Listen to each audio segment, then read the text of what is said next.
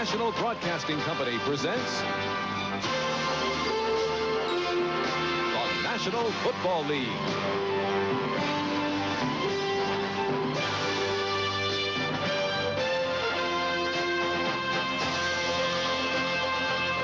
Today, from Rich Stadium, it's the Pittsburgh Steelers versus the Buffalo Bills. Brought to you by Michelob, so exceptionally smooth, the night belongs to Michelob. By United Airlines, you're not just flying, you're flying the friendly skies. And by Ford and your Ford dealer. Have you driven a Ford lately? A near-capacity crowd at Rich Stadium, Orchard Park, New York, as the Buffalo Bills and the Pittsburgh Steelers get together. Earlier this week, the papers here in Buffalo told the story as Marv Levy was named the 10th head coach in the history of the Buffalo Bills. Temperatures about 50 degrees, wind gusting at about 40 miles an hour. Hello, everybody. Jay Randolph to call the play-by-play, and alongside, it's great to have Reggie Rucker with us to analyze the action. Marv Levy will be trying to analyze some action today, too. Certainly will, Jay. Marv Levy, formerly the coach at Kansas City, is very excited about getting a second chance, and he's got a great guy to do it with, the number 12, Jim Kelly. Kelly with the great passing arm will need it today. 37-mile-per-hour winds. And Kelly is coming off an excellent second-half performance at Tampa Bay last week. Now, the Pittsburgh Steelers, they've won 2 in a row. They're playing better football because their offensive line is back together. This is the 3rd straight week. They have all 5 men up front who are looking very good, and they have a big man coming out of the backfield. Ernest Jackson, number 43. You don't have to look for the Steelers. They stand in the center of the ring, go 15 rounds with you. Jackson, very powerful, going from tackle to tackle. It should be a strong performance by this offensive line today. Mark Malone handles the quarterbacking chores for Pittsburgh, and he's certainly been playing better of late. Mark Malone is a quarterback that flourishes, Jay, when he has the benefit of an excellent rushing attack. He wants to throw the control type of passes. As you can see from the graphic, the last 3 games, when he has been over 60% passing, the Steelers are in the game or will win.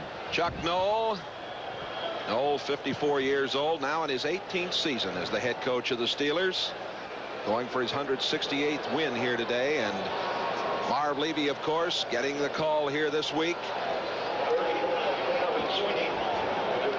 The Buffalo Bills with a new head coach, but Levy told us last night that he'll not even wear the headsets today. He's going to try and just be involved with the overall proceedings here and learn as much as he can about his new team. Set for the kickoff. Scott Norwood puts it in play. Sanchez is back deep, but the ball goes out of the end zone. It'll come to the 20-yard line. And the Steelers will have the opportunity to get underway offensively.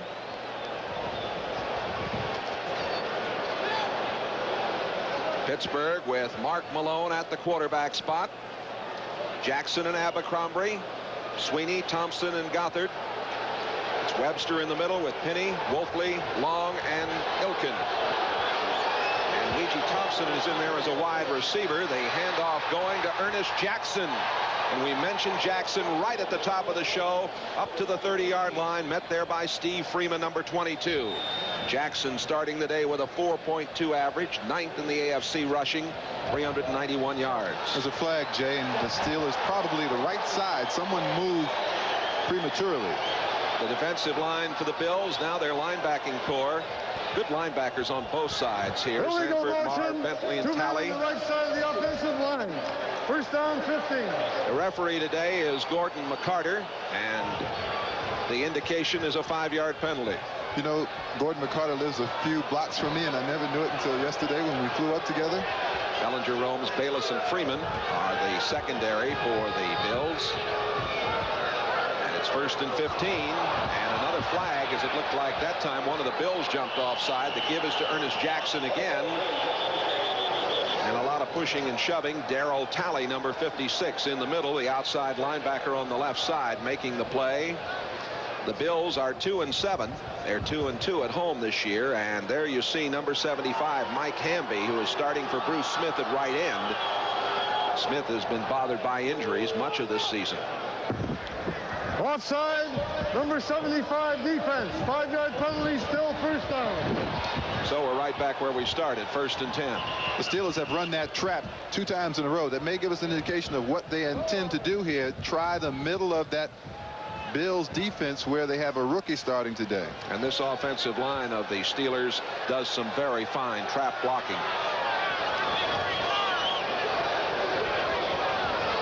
Malone using a long count. And a little delay draw to Abercrombie, and he's wrapped up by Ray Bentley, number 50. Bentley, the inside linebacker, the free agent out of Central Michigan. Played in the USFL. Abercrombie, a 3.9 average, 466 yards and a touchdown. George Cumbie usually starts at that position, but Bentley is such a fine run defender that the Bills decided they would go with the more powerful linebacker inside, knowing that the Steelers are going to come right at them. The wind gusting down on the artificial turf. It's like a mix master down there with the gusts up to around 40-45 miles an hour. 2nd down. The handoff to Jackson. Jackson maybe a yard or 2 at the most. Mike Hamby, 75, there to make the play. And this is a fired up bunch of Buffalo Bills. They were indicating they had the football, had taken it away, but the Steelers retained possession, and they're going to be facing 3rd down and 8. This is exactly what the Steelers do not want, to be stopped in the running game on 1st and 2nd down, and then to put Mark Malone in a situation where he has to pass and the defense knows he has to pass. Good coverage that time by the perimeter of the Bills defense and keeping the Steelers from getting inside. Ouija Thompson, Lips, and Sweeney all in there now on an obvious passing situation. And out it comes. It is complete. Ball goes out of bounds. They're calling it a complete and a fumble out of bounds. The ball caught by Rich Ehrenberg in there, number 24, who is a spot player. And the wind is really affecting the football when it has to go up in the air down there. The wind will affect anything airborne. You see the ball tail away from Ehrenberg. Good concentration by Ehrenberg to stay with that. It actually looked like a knuckleball, Jay. They called the pass incomplete. They got together, and here is the punt coming from Harry Newsom. A poor kick against the wind, and you get an idea of what the playing conditions are. Buffalo's going to be in excellent shape as they'll get the ball at the 49-yard line, a 27-yard punt with no return. 27 yards on the kick. Field position will be extremely important. Why? Because the wind going from right to left is extremely difficult to get into. Field position will play an important part of this ball game. The Bills with Jim Kelly at quarterback, number 12. The young man out of East Brady High School up the Allegheny River from Pittsburgh, about 50 miles. A lot of his home folks here to see him play today. And Kelly out to Ricky Moore. Moore's at the 45 and banged out of bounds down at about the 42-yard line by Brian Hinkle, number 53, the linebacker. Kelly, who played at Miami, working today with Ricky Moore and Rob Riddick. Butler, the veteran wide receiver, Andre Reed, and the fine tight end Pete Metzelaars, who's been the favorite of Jim Kelly this season. Hull with Jones and Richer, Wolford the rookie, and Joe Devlin. Devlin, the 10-year veteran from Iowa, at right tackle.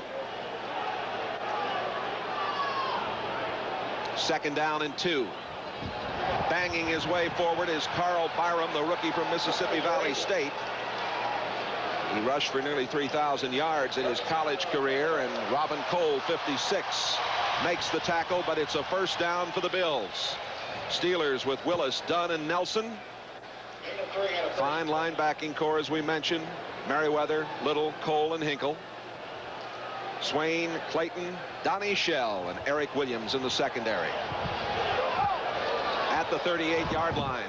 1st down for the Bills. Coming in motion is Rob Riddick. Kelly rolling and throwing, incomplete. He was trying to get it to number 83, Andre Reed, who appeared to be cleared down at the 20-yard line, but the pass off target.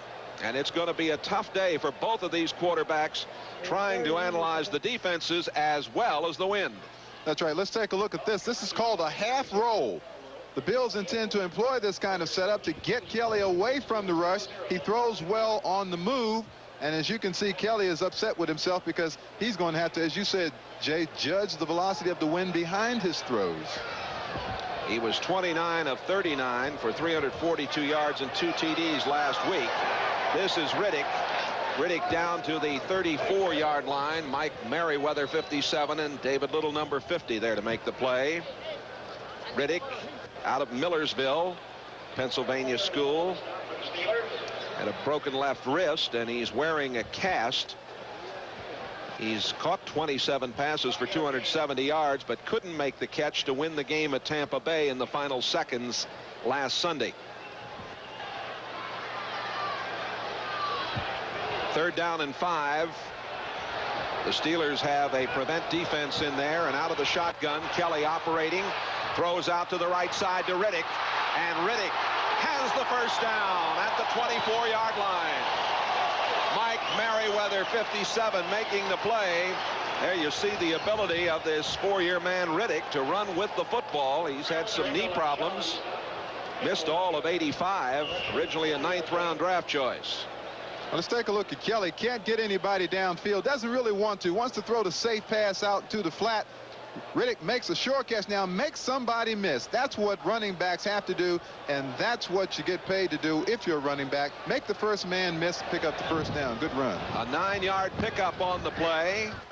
This time it's Byram. Byram comes into the game with a 3.8 rushing average, but he only has 19 yards on the year. He's been used sparingly. Edmund Nelson, 64. Eric Wilson, the safety man, 21, there to make the tackle. 10-minute ticker. Here you are. Nothing shaking in the early going at Atlanta, Indianapolis. And there's a score for Houston as they lead Cincinnati. Those are all of the 1 o'clock Eastern time games for you. Second down and 6. Ronnie Harmon, the rookie from Iowa, getting the call for the first time as he's in the backfield now with Byram. Harmon has 139 yards and a 3.6 average coming into today's play. Donnie Shell, the 13-year veteran, coming up to make the play. The strength of the Steelers' defense, of course, is their linebackers. You can see opponents have not scored a touchdown in the last 8 straight times they've been inside the Steelers' 20. That's astonishing. It's mighty good going. 9 minutes, 20 seconds to play. We're in the first quarter. Nearly 80,000 watching with you here at Rich Stadium in Orchard Park, New York. 33, Harmon coming in motion. The pass gets out to Byram, and Byram is down inside the 15-yard line. He doesn't have the first down as Merriweather, doing an outstanding job from the linebacker slot, made the play. Robin Cole put the pressure on the quarterback. Trademark of the Steelers, once the opponent gets down around the 20-yard line, the Steelers start to blitz. You can take a look at number 57 here, Mike Merriweather, who catches the back out of the backfield. That is a good block by the rookie Will Wolford on Merriweather, keeping him out of the play. Outstanding. Well, I said I didn't think they had the first down, but we're going to get the measurement, and I could be wrong. Yeah, they got it. They spotted that ball inside the 15. Seeing Merriweather a minute ago, I'm reminded that he had 15 quarterback sacks back in '84. That is a team record for the Pittsburgh Steelers. Actually, they placed the ball at the 14-yard line, where it will be first down 10 for the Bills. Clock running with 8:45 to go. First quarter. Steelers unable to move on their first offensive thrust. A poor punt. And the Bills have protected the football and driven down to this point. That's Riddick. And Riddick is to the 10-yard line. Riddick loses the football as he's ripped out of the pile there. Number 50, David Little. Number 31, Donnie Shell, making the play for the Steelers. One thing you have to be concerned with Rob Riddick having that cast on his wrist is when he's in traffic and he's carrying the football. If the Steelers at some point in time in this game don't go for the strip on the hand that's carrying the football, it's very difficult to do. We'll have to watch for that. There it is. On his left wrist. Second down and 6 at the 10. 10th play of this drive. That's Riddick. And he is stopped for no gain. In fact, may have lost a yard or two. Brian Hinkle, number 53, top tackler for the Steelers, very consistent player out of Oregon, made the stop. The last time that the Bills defeated the Pittsburgh Steelers was in '82 when they shut them out 13-0 here at Rich Stadium. Marv Levy, a Chicago native, once the B team coach at St. Louis Country Day High School. Now, Buffalo has been going to its back out of the backfield. Rob Riddick has been the man. Watch for the blitz from the Steelers and watch Riddick in the play. 3rd down and 7. Kelly throwing back against the grain. And is it complete or not? Along the sideline, the pass to Butler. It's complete. Harvey Clayton was right there. The officials looked very carefully at the line, and we'll show it to you. Here's Kelly, number 12, going left with the rollout. Now it takes an extremely strong arm to run to the left and throw to a receiver. Butler protects the ball very well. Got both feet down inside. Good call. First down for the Buffalo Bills. Good Butler, his 13th catch of the season. And Kelly, 4 out of 5, 30 yards. And here are the Bills knocking on the door. 7 minutes to play in the first quarter. Ball just outside the 2-yard line. The Bills with a 2-7 record. The Steelers 3-6, going for their 3rd straight win. The replay, we're told, confirmed the catch, and here is referee Gordon McCarter. Review by the replay official indicates the play stands. Completed pass, first down and goal. Well, sometimes the officials will huddle without the replay, but there are some positive aspects to it, although many people think it's confused a lot of situations. I think when you look at the number of plays run up to date and the times that they have actually overturned a play, it's phenomenal. There's some 20,000 plays that have been run in the first 10 games, and they've only made a few changes. Butler is at the top of the screen, wide left. It is first down, goal to go. That's Butler coming in motion. Rolling and throwing, and the throw behind the intended receiver, Andre Reed. They sent Butler that way in motion, and Kelly rolled and tried to hit Reed. I'm curious to know if the wind didn't shoot that ball down, Jay, to the ground, because Reed was wide open and Kelly was rolling to the right, and that's his favorite side to roll and throw, and the ball just took off on him. John Swain had the coverage. Swain and Kelly played together at Miami. Swain is number 26, playing the left corner for the Steelers. Here is second down at the 2. And this is Riddick. And he is thwarted in his shot at getting in. No gain on the play. Mike Merriweather leading the way. He's been in the Pro Bowl the last 2 years. Merriweather now in his 5th year out of Little Pacific, out in Oregon. Robin Cole, number 56, in on that play as well. He also made the Pro Bowl in 1985. Brian Hinkle, who is an outstanding outside linebacker, has not made the Pro Bowl, but they expect him to very soon. Do they have to throw here, third down?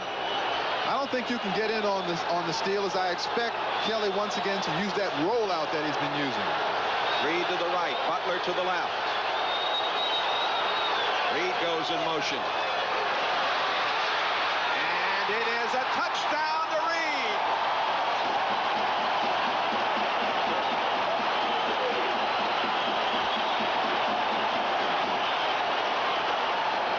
This big crowd in Orchard Park standing and applauding the play of the Bills under their new coach, Marv Levy. Clayton and Shell were back with the coverage. Andre Reed's 5th touchdown of the season. He came into today with 21 catches. Here it is. This was the play that was run to the other side, the previous play that Kelly missed on. Here's that roll action again. It gets Kelly away from the rush, and there's no one, absolutely no one covering Andre Reed. That was a blown assignment by the Steelers secondary. Scott Norwood with the point after. It is no good. The swirling winds definitely to play a factor here this afternoon at Rich Stadium. 6:15 left to play. We're in the first quarter. And the Buffalo Bills have bounced out on top of the Pittsburgh Steelers 6-0.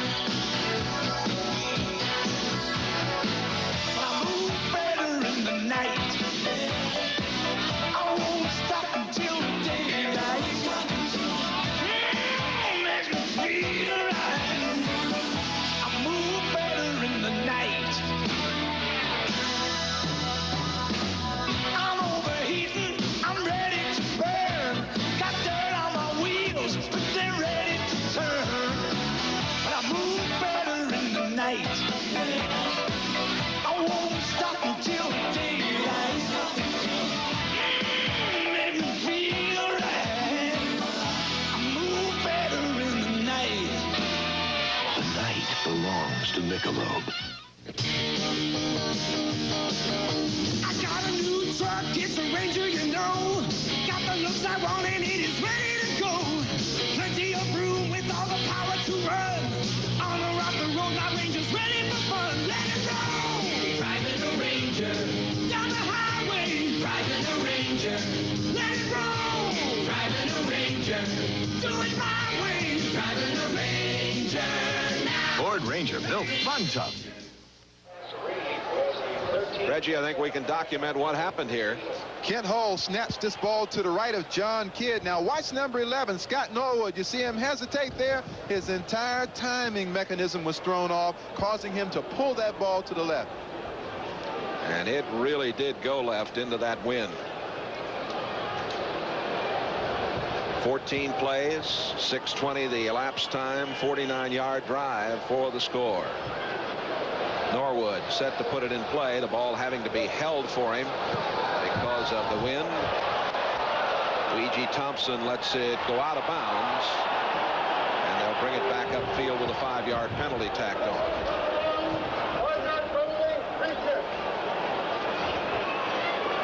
The Steelers and the Buffalo Bills offensively this season. The Steelers are 13th in the AFC, 3rd in rushing and dead last in passing. The Bills 9th on offense, 9th in rushing and 7th in passing. Scott Norwood was trying to place that football in the corner so they could get coverage in the corner and hold the Steelers below the 20-yard line. Now watch, he'll kick this thing out of the end zone because with the wind at his back, he should be able to get this ball deep into the end zone. Norwood, number 11, out of James Madison down in Virginia. He beat out 9 kickers here last season. It was a tough go for him, but he has done an excellent job. He was with Atlanta back in '82 in their camp, and also played in the USFL with Birmingham. And that's Ouija Thompson. Check it, that's Lupe Sanchez. Better not be Ouija at 6'7". Yeah, that's Lupe Sanchez. Sanchez averaging 27.4 on his kickoff returns, but no return this time. Reminded that Sanchez had a 64-yard return in the game last week and then fumbled. They did get the ball back on the next play. The wind has been checked now at 43 miles per hour, and it's gusting probably to more than that. Indianapolis leading New England 7-0. Chicago 7-0 over Tampa Bay in the early going as we check the 10-minute ticker. And Houston leading Cincinnati 10-0. What a wild race this could be in the AFC Central Division. Green Bay has the lead over the Skins. It's 6-0 here. That's Ernest Jackson, and he meets the veteran noseman Fred Smerlas, number 76. Pickup of about 2. Excuse me, Jay, looking at that Cincinnati-Houston score, the Steelers should not count themselves out of this thing. Oh, I don't think they have. The Central Division was won last year by the Cleveland Browns with an 8-8 record. And Cleveland's got Miami and the Raiders the next 2 weeks. Cincinnati has an awfully tough schedule. Steelers got to do it one game at a time, though. 2nd down and 8 from the 22-yard line. Steelers trying to get their running game going. This time the pass out into the flat is complete. That's Abercrombie making his 21st catch of the season. Martin Bayless, a strong safety, 43 out there with the coverage. What a remarkable turnaround it has been for Walter Abercrombie. Once was a scat back breakaway type runner. Now he's beginning to run with more power, more strength rather than finesse. And I think Chuck Noll likes it that way. John Stallworth is in the game. Stallworth coming back, missed 5 games because of a knee injury. Stallworth, number 82. Ehrenberg, 24, also in the lineup. It is 3rd down and 3. Malone may have audibled here. The pitch back coming out there to Abercrombie, and he's bumped out of bounds, and he didn't get the first down. Rodney Bellinger, number 36, not very big at 5'8" and 189, but he lowered the boom on him. Here's one of the problems you have in the wind. As you said, they did audible. You wonder sometimes if everybody gets it. Watch on the left of the screen. Coming up from nowhere, number 36, Bellinger. At 5'8", he didn't even have to break down the tackle. And Lucius Sanford, 57, showed very good speed. Ron Pitts, number 27, back to receive the punt from Harry Newsom. And the punt coming down inside the 35 to about the 32-yard line. Sanders of the Steelers down there. A 40-yard punt that time as they got some help on the bounce. And the Bills, leading 6-0 with 5:09 to play in the first quarter, are set to go on their second offensive go of the afternoon. And we'll be back to take a look at them right after these messages.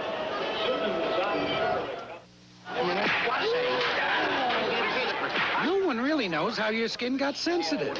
But if it is, try the shave cream with more advanced lubricants than any other. New Gillette Foamy for sensitive skin.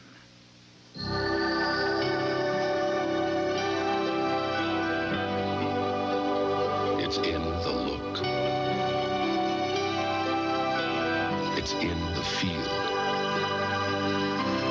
It's in the wind. Thunderbird has changed. This is the new design. This is the new Thunderbird. Have you driven a Ford lately? Who has transformed home entertainment, bringing sight and sound together with one remote. Who? RCA, with Digital Command Component Systems. A choice of components operated by one remote that deliver a sight and sound experience you must experience. Digital Command Component Systems. If you settle for less than RCA, that's exactly what you'll get. Measured intelligence reflects both genetic and environmental. Introducing Wendy's new Big Classic. This is the good stuff. This is not a Whopper. So you got lucky.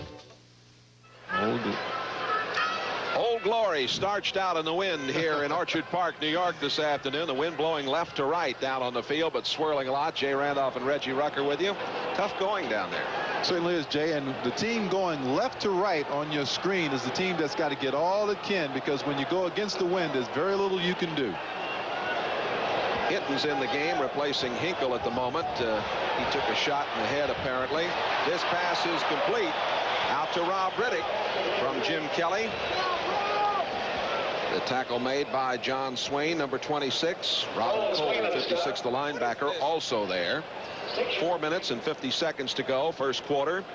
Swain, I mentioned, played at Miami. He started against the Bills last year. He's a free agent who has seen action at Minnesota and Miami. Steelers have gotten improved play over the last few weeks from Swain and the other cornerback, Harvey Clayton. Second down and 4. And getting the call is Riddick. Breaks away. First down at the 44-yard line. First down. David Little, 50. Eric Williams, 21, making the play. Stop 7-yard gain. Pickup of about 7 on the play. Riddick was sidelined in the game against the Patriots with that fractured wrist. He's been a very pleasant surprise for the Bills this year. Second in rushing, second leading receiver. You have to think, Jay, that at some point Kelly is going to throw this football deep while he has the wind at his back. And this time he comes straight back in some trouble, and down he goes.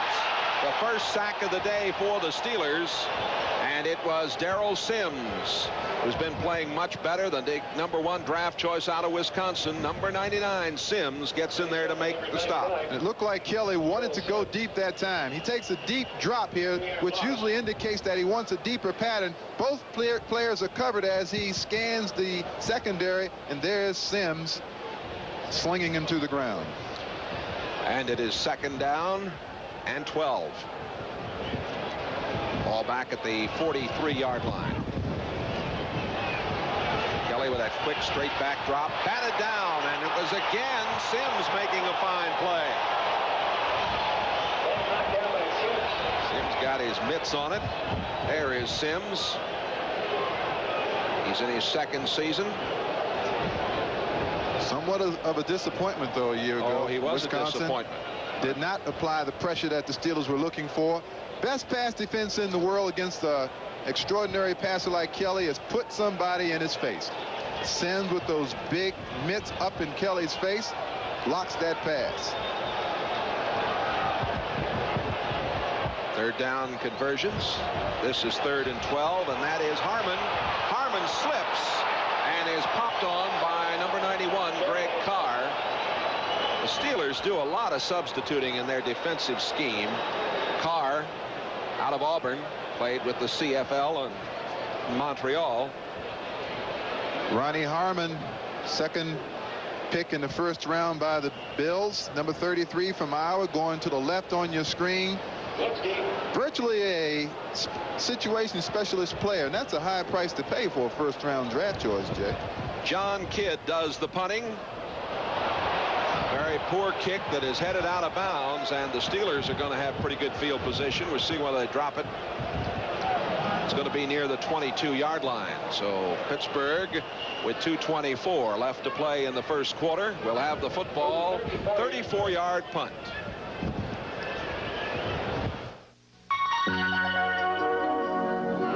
You see those lights? They're burning out too soon in ordinary soft white light bulbs. But not me. I'm in Sylvania soft white bulbs. Why, in this 60 watt alone, I can burn 50 more hours. And only these Sylvania bulbs have a guarantee. So get Sylvania soft white light bulbs instead of those guys with the dim future. Ask for Sylvania, where the best comes to light. This is a beer that's everything a fine imported beer ought to be.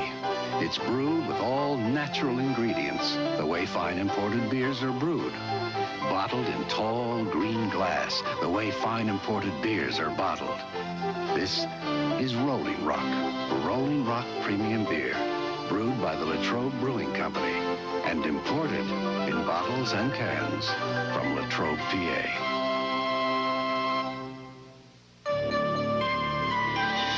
Watch closely.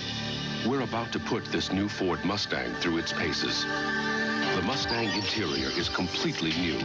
Its controls have been placed within easy reach and designed to be easily operated, all of which allows Mustang to perform beautifully, even standing still.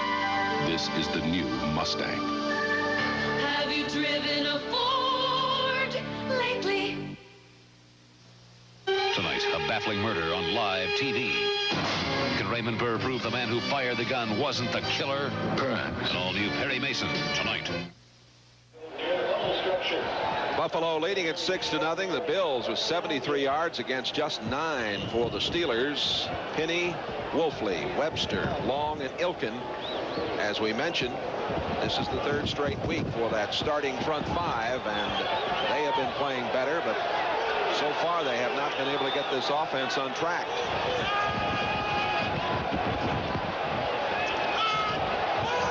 That's Ouija Thompson in motion. Pitch back coming to Jackson. And boy, this Buffalo bunch is showing excellent penetration. The tackle made by Bellinger, 36, Sanford, 57. Here's the problem, Jay. The Bills know that the Steelers cannot throw the football into the wind. They don't throw the football well anyway. The Bills have 9 men up around the line of scrimmage. Look at this.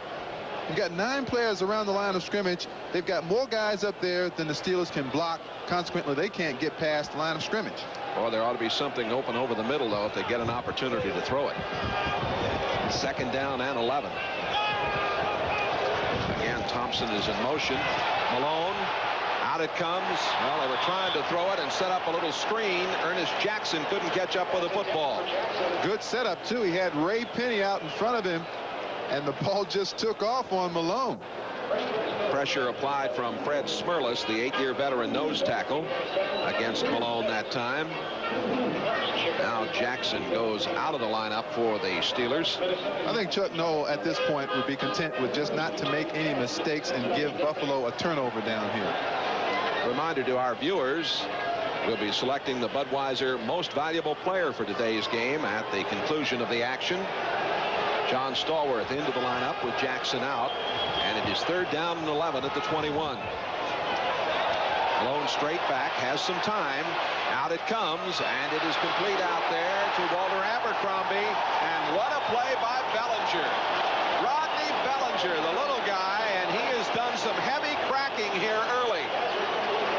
Bellinger not noted really for his hitting ability, but he's a good cover guy one-on-one. Malone still sticking with the safe pass. Didn't think that he wanted to put the football downfield. Abercrombie has trouble making the catch. Bellinger with a picture-perfect tackle, dropping him in the backfield. Here is the punt by Newsom. Hits downfield, handles it, and wisely falls on it right at the 47-yard line. Rick Woods was down there for the Steelers. 1 minute to play in the first period. The first look will move you with revealing shapes that reveal even more about the overall design.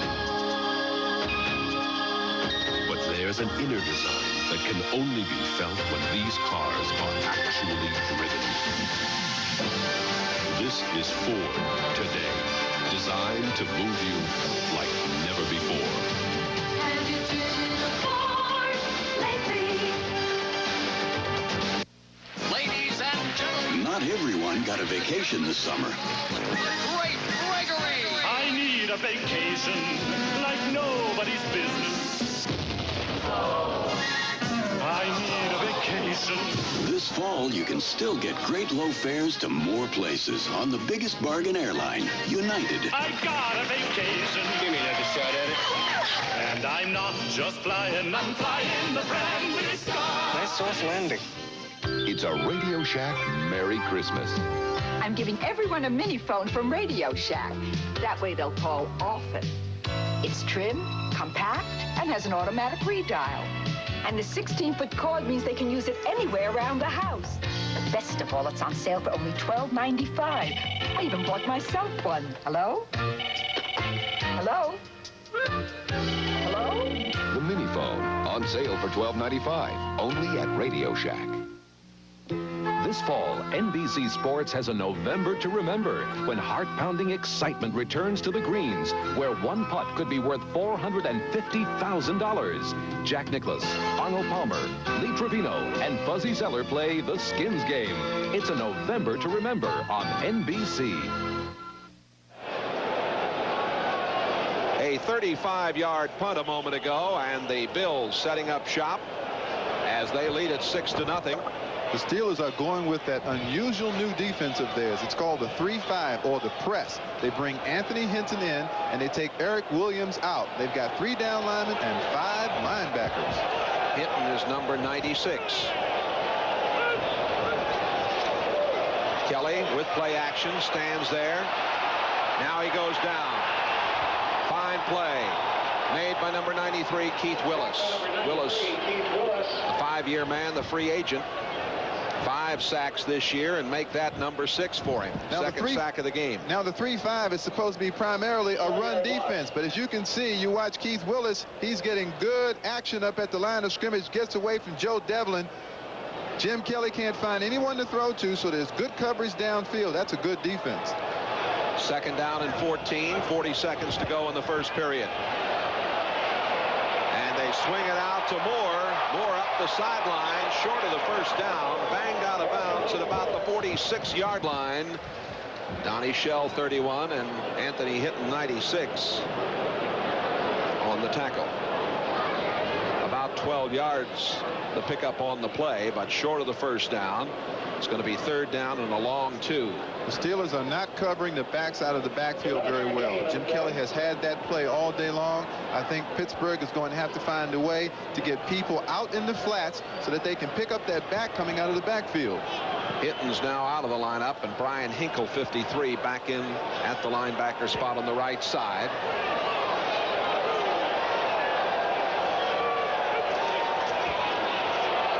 Kelly, and he completes it for a first down to Andre Reed. Reed took it in at the 30, got down to the 29. John Swain, 26, makes the tackle, 17-yard pickup. There's no question a key factor in the ball game as you look at Kelly coming right at you is pass protection for Jim Kelly. If you give Kelly a chance to throw the football, he'll be as devastating as any quarterback in the game today. Good pattern by Andre Reed. He has explosive ability, Jim Kelly. And there is the gun. That ends the first period. And the Steelers are now going to have the wind at their back as we get set to start the second quarter.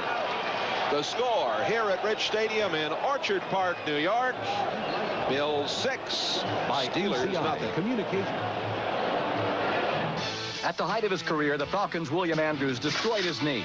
Doctors said his career was over. The Achievers, those who faced adversity and refused to fail. Sponsored by the U.S. Army. We don't know if the nerve is going to come back. We don't know if you're ever going to be able to walk normal again.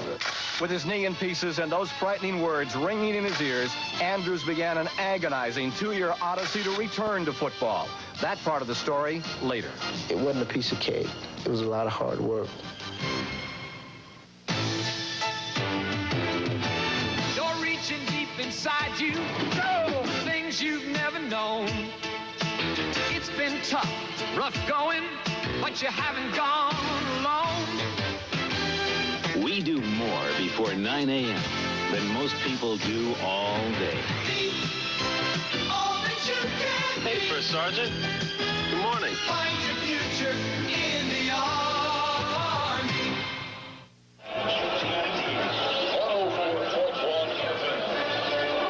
There are the stats, and they show you what problems the Steelers have had. Now we turn it around. They've got the wind at their back. The only scoring play, a pass from Kelly to Reed, a 3-yarder, and the point after was missed. And this is not to disrespect the effort the Bills are making on defense because they're playing good defense, but you have to admit the wind is so atrocious that there's very little that these quarterbacks can do throwing into the wind. Now, number 12, $8 million for that passing arm. He's got a golden arm. We're going to see right now if even Jim Kelly can throw into this wind. 10-minute ticker. Indianapolis still leads New England. Chicago out in front of Tampa Bay. Houston still leads Cincinnati 10-0. Minnesota 10-0 over Detroit. Green Bay by 1 over the Redskins. Riddick going in motion. And down goes Kelly. Boy, the Steelers were all over him. Whew. And you know why, Jay? They just totally disregarded Kelly's ability to throw the ball down the field now because they've got the win in their favor and they unleashed those linebackers. Jim Kelly didn't have a chance. Third sack of the day for the Steelers. It's a quick fake, and before Kelly can straighten up to look at it, and look at that, Robin Cole has a hold on that face mask of Jim Kelly. Cole got in there first, and then Willis wrapped him up. It'll be 2nd down and 15. Opening moment of the second period.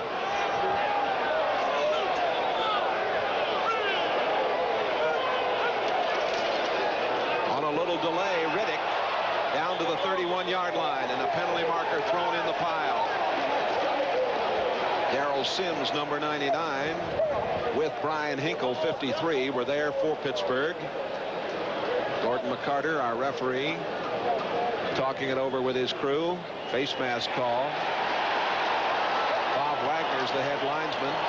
Terry Gierke, the line judge. Jack Fetty, the back judge. Lewis Richard, the side judge. Dean Look Field judge Bernie Kukar. Face mask penalty, 5 yards, number 53 on the defense. Repeat, second down.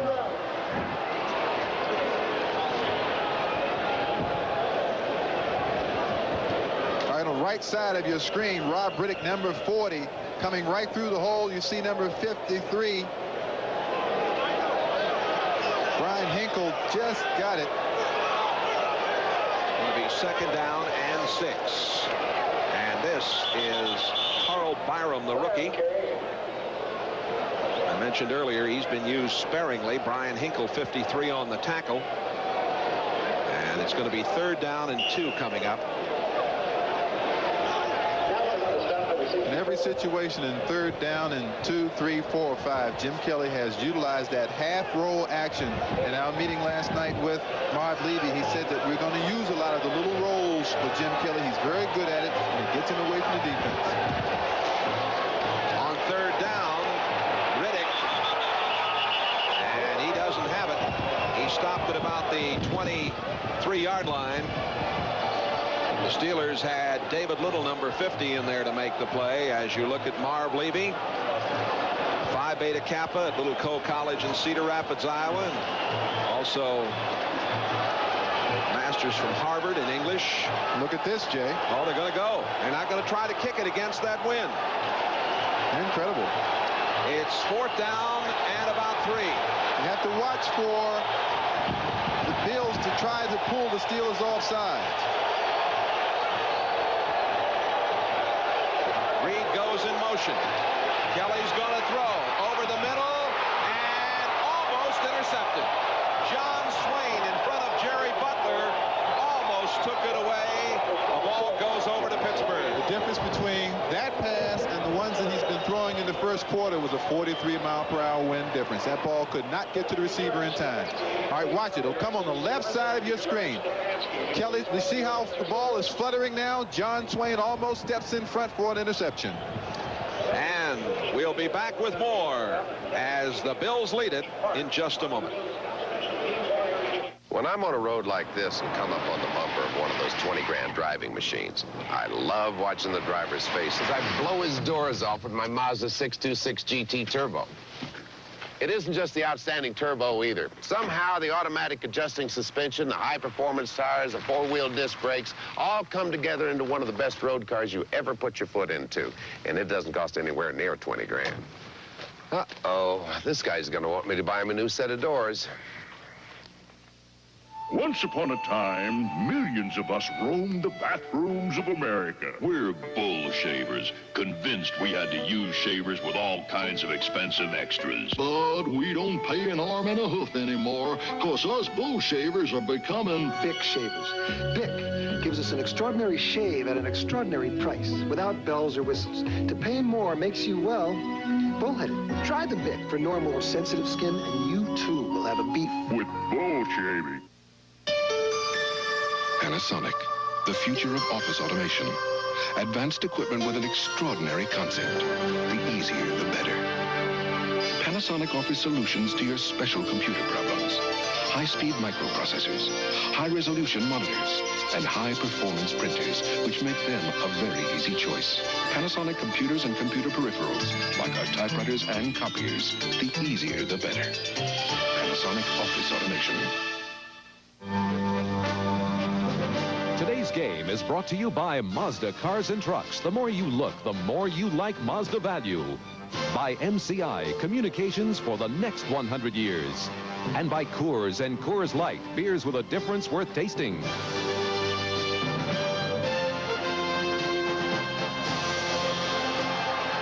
With Reggie Rucker, Jay Randolph. Buffalo leading 6-0. The Steelers for the first time with the wind at their back. And Mark Malone at the controls.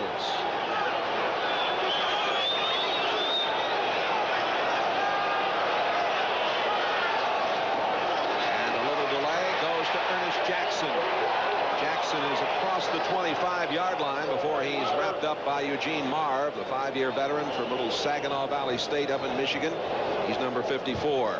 The Bills that time were playing defense honestly that time. They only had the 3-4 look, and the secondary was at normal depth. Now they have to realize that Malone can throw the football with the wind. They've got to protect deep. Let's see how it changes things in this quarter. 2nd down and 7. Handoff going to Abercrombie.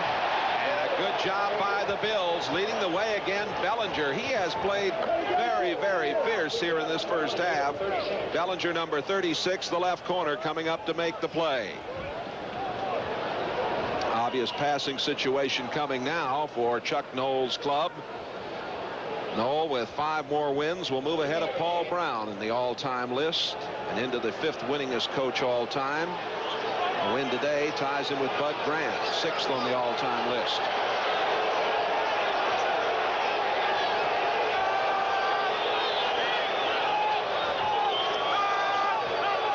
We apologize. We've lost picture again, and we get it back as the pass is incomplete. And it was for Rich Ehrenberg, and Mark Malone looked very tentative on that throw.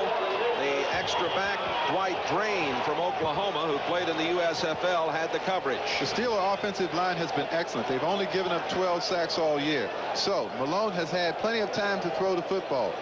He had great protection that time. He had a receiver open. It was just a poor throw by Mark Malone. Harry Newsom out of Wake Forest, averaging 42.6 with the wind in his back. Ron Pitts downfield. Pitts backing up, back at the 12-yard line. Now he is hit down at the 18. So a booming punt. Rick Woods downfield for the Steelers. 59-yard punt. The score here, 6-0 Bills. We're MCI, racing hard to be your communications company. We never coast. We're geared to win. MCI competes internationally, offering you the world's most extensive range of voice, data, and messaging services. Our competition is good. We have to be better. And because we compete, you win. MCI, communications for the next 100 years. It's Sears 3-day salute to great values with exciting values like this versatile Kenmore microwave oven with touch controls, just $149.99. 3 days only. Or this 19-inch solid-state color TV, now at just $188. 3 days only. Or this Kenmore upright vacuum with powerful beater brush, an outstanding value, just $54. 3 days only. During Sears store-wide salute to great values. Sears, more for your life. Sale ends Tuesday. At Sears. When Mazda asked me if I'd like to take some hot laps in one of their RX-7 race cars, they didn't have to ask twice. Whew, I'm telling you, nothing pours out power as smoothly as a rotary engine. It makes for a great race car and a great sports car. This RX-7 also has one of the most advanced suspension systems in the world. It loves to be driven hard. Check it out. But don't blame me if you start hating what you're driving now. Want to take it out again, Mr. Garner? Like I said, you don't have to ask me twice. On a special 90-minute highway to heaven, this wedding's off. Can Jonathan save 3 marriages from self-destruction? Amen. Wednesday. The punt a moment ago by Newsom, officially listed as a 60-yarder, and Steelers now have an opportunity to go on defense against the Bills, who are inside the 20-yard line. 11:23 to go in the first half. The Bills are leading it 6-0. Rolling and throwing is Kelly. He hit Ricky Moore. The tackle made by Mike Merriweather. Let's check in now for an update. Here's Ahmad Rashad. All right, Jay, in Indianapolis, the Colts are surprising the Patriots. Here, Jack Trudeau hits rookie Billy Brooks on this 49-yard play. Later, Trudeau ran in from the 14-3 Colts in the second quarter. And quite a surprise there in Indianapolis. And right here, the Bills lead at 6-0. 2nd down and 6 coming for Buffalo. The ball at their own 23-yard line.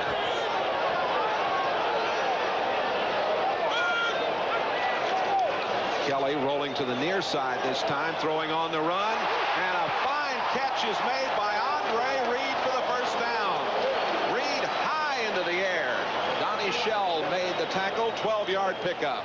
I'm continually impressed by Kelly's ability to roll, throw into this wind, and have some velocity on the football. Watch it now. Going to the right of your screen. Number 12, Kelly, comes out, squares his shoulders up so that he can have velocity on the ball. And that's an extraordinary catch by Andre Reed, who was wearing gloves, incidentally. Reed had 48 catches last year. Now has 8 career touchdowns out of little Kutztown State, Division II school in Pennsylvania. Reed goes in motion. Penalty marker goes down. The pass comes out to Riddick. Riddick dancing his way along the sidelines. Goes out of bounds, but they may call this one back. Play made by Eric Williams, the free safety, number 21 for the Steelers. I have not seen such repeated use of half rollouts and rollout actions at the pro level as much as I've seen it in this game today. You just don't see that in professional football. Referee is Gordon McCarter. Jets leading Atlanta 7-0. Indianapolis, as we have told you, up on New England. Chicago handling Tampa Bay at the moment. Houston over Cincinnati. Kansas City over Seattle.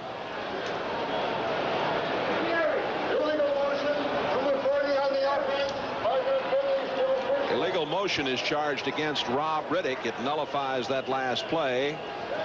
And before somebody says, why don't you see it a lot? Because it reduces what an offense can do when you roll to one side. Jim Kelly has been running and rolling. Riddick in motion. And here's Kelly again, rolling to the right side, throwing on the run. It's incomplete. Intended for Butch Roll, number 87, who's in there at the tight end spot. Roll, who played at Michigan State. Mike Merriweather, 57, the linebacker, had the coverage. Mentioned, of course, Kelly from East Brady High School, from East Brady, Pennsylvania. Almost went to Penn State. Yeah, he did almost go to Penn State. East Brady's up the Allegheny River about 50 miles, and a big contingent of the home folks are here to see Jim Kelly. In fact, a big contingent of Steeler fans. He probably chartered his own plane and brought them up. Oh, boy, they must have 12, 15,000 people from the Pennsylvania and Pittsburgh area here. Second down, 15. Riddick going in motion to the far side. And again, Kelly rolling to the right side, but he handed it off in there to Moore. And Moore busts up for a first down across the 45-yard line. Some nifty work by Kelly, who looked like he was going to go ahead and roll to the right side again. 14-yard pickup as the handoff was a dandy. Donnie Shell finally made the tackle. I think what we're seeing is the impact of Marv Levy and his experiences in the Canadian League with this kind of attack. It's a very deceptive play. Rolling one way and then handing back to the running back underneath. You get all of the defense going one way, and you bring the running back the other way. Good play. Nice block by Jim Richer, the 7-year guard, number 51. Former Outland Trophy winner at North Carolina State. Richer really helped out in the middle there. It is a first down at the 46-yard line. 8.5 to play, first half. Bills leading 6-0. Down goes Kelly. That is the 4th sack of the afternoon. Number 93, Keith Willis, has his 2nd sack of the day and 7 on the year. Well, you go to the well once too often, and you can expect for it to be dry at some point. Exactly. There's Kelly right. going over there now, and it doesn't take a brain surgeon to know if he's rolling that way. Let's get over there and start stopping him. And the Steelers are very good at sacking the quarterback. They have good balance in their front 7 people. John Kidd, who played at Northwestern, Findlay, Ohio, to punt to Rick Woods. Woods averaging 9.6 in punt returns, 3rd in the AFC.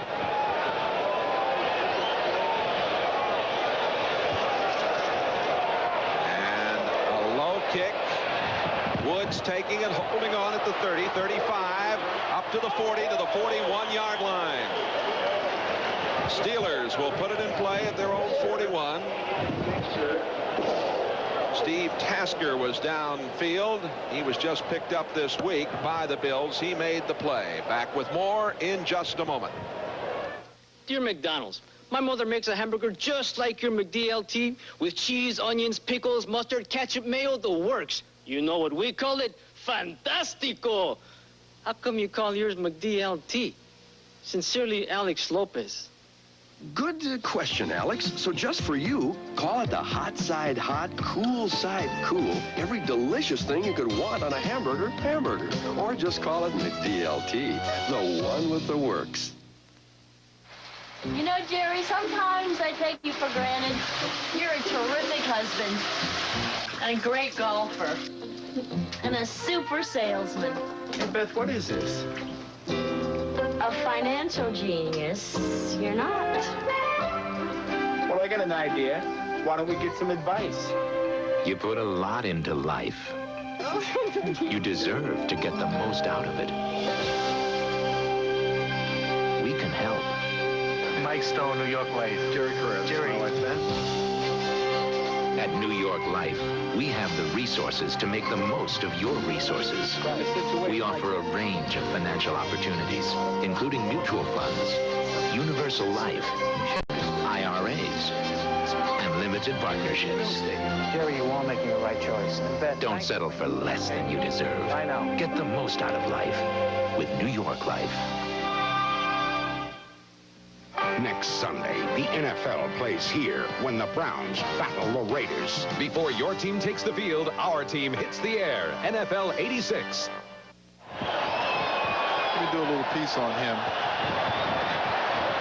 Well, John Stallworth back in action this week for the Steelers. Number 82, Louis Lips, 83, not playing because of problems with his back and other things. 5 weeks ago, Stallworth made the decision not to have surgery when it was recommended, and he has miraculously come back after a tremendous rehabilitation process. Joe Montana getting back today for San Francisco before anyone expected to. They play the Cardinals later today. First and 10 at the 42-yard line, and Malone on first down throws, and the receiver fell down. Ouija Thompson on the near sideline. Bellinger had the coverage, but Ouija fell down. Let's pause briefly for station identification. This is the NBC Television Network. WJAC TV6 in Johnstown. This is Jay Randolph along with Reggie Rucker. Rich Stadium, Orchard Park, New York. The Bills leading the Steelers 6-0. Second down and 10 from the 42 for Pittsburgh.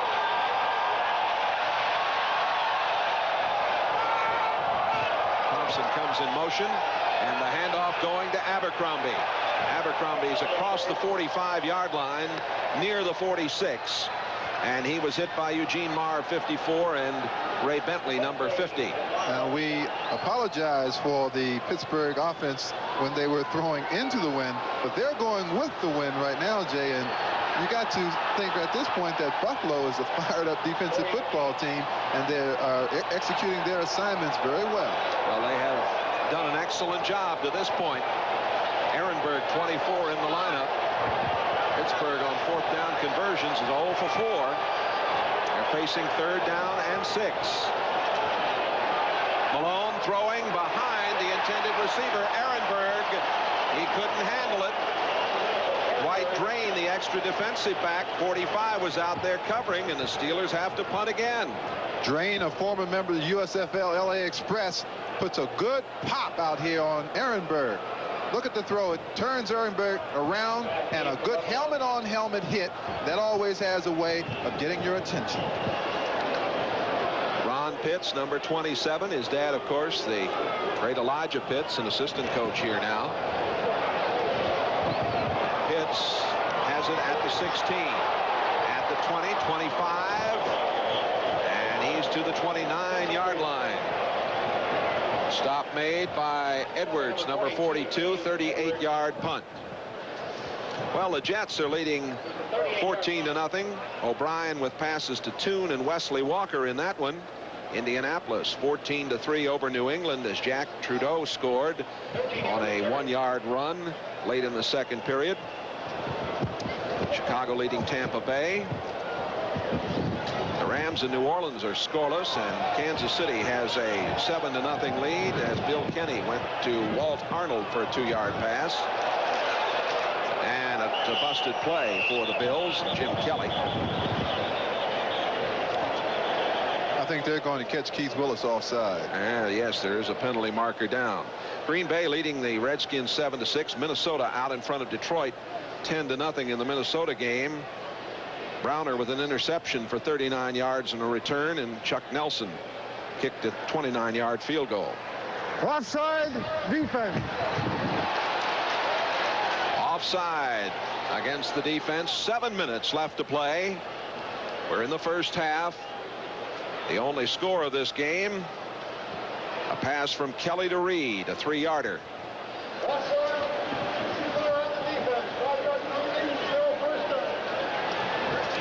Carl Byram is back in with Riddick in the backfield for the Bills of Marv Levy. Greg Bell is on injured reserve with a groin injury, and he was injured in the Miami game. Cribbs, of course, was traded the day after Kelly was signed. Booker Moore was waived. It's a new wave of players here for the Bills. 1st and 5. Riddick close to the first down over the right side. Stop made by Robin Cole and John Swain. Time to check in again with Ahmad Rashad.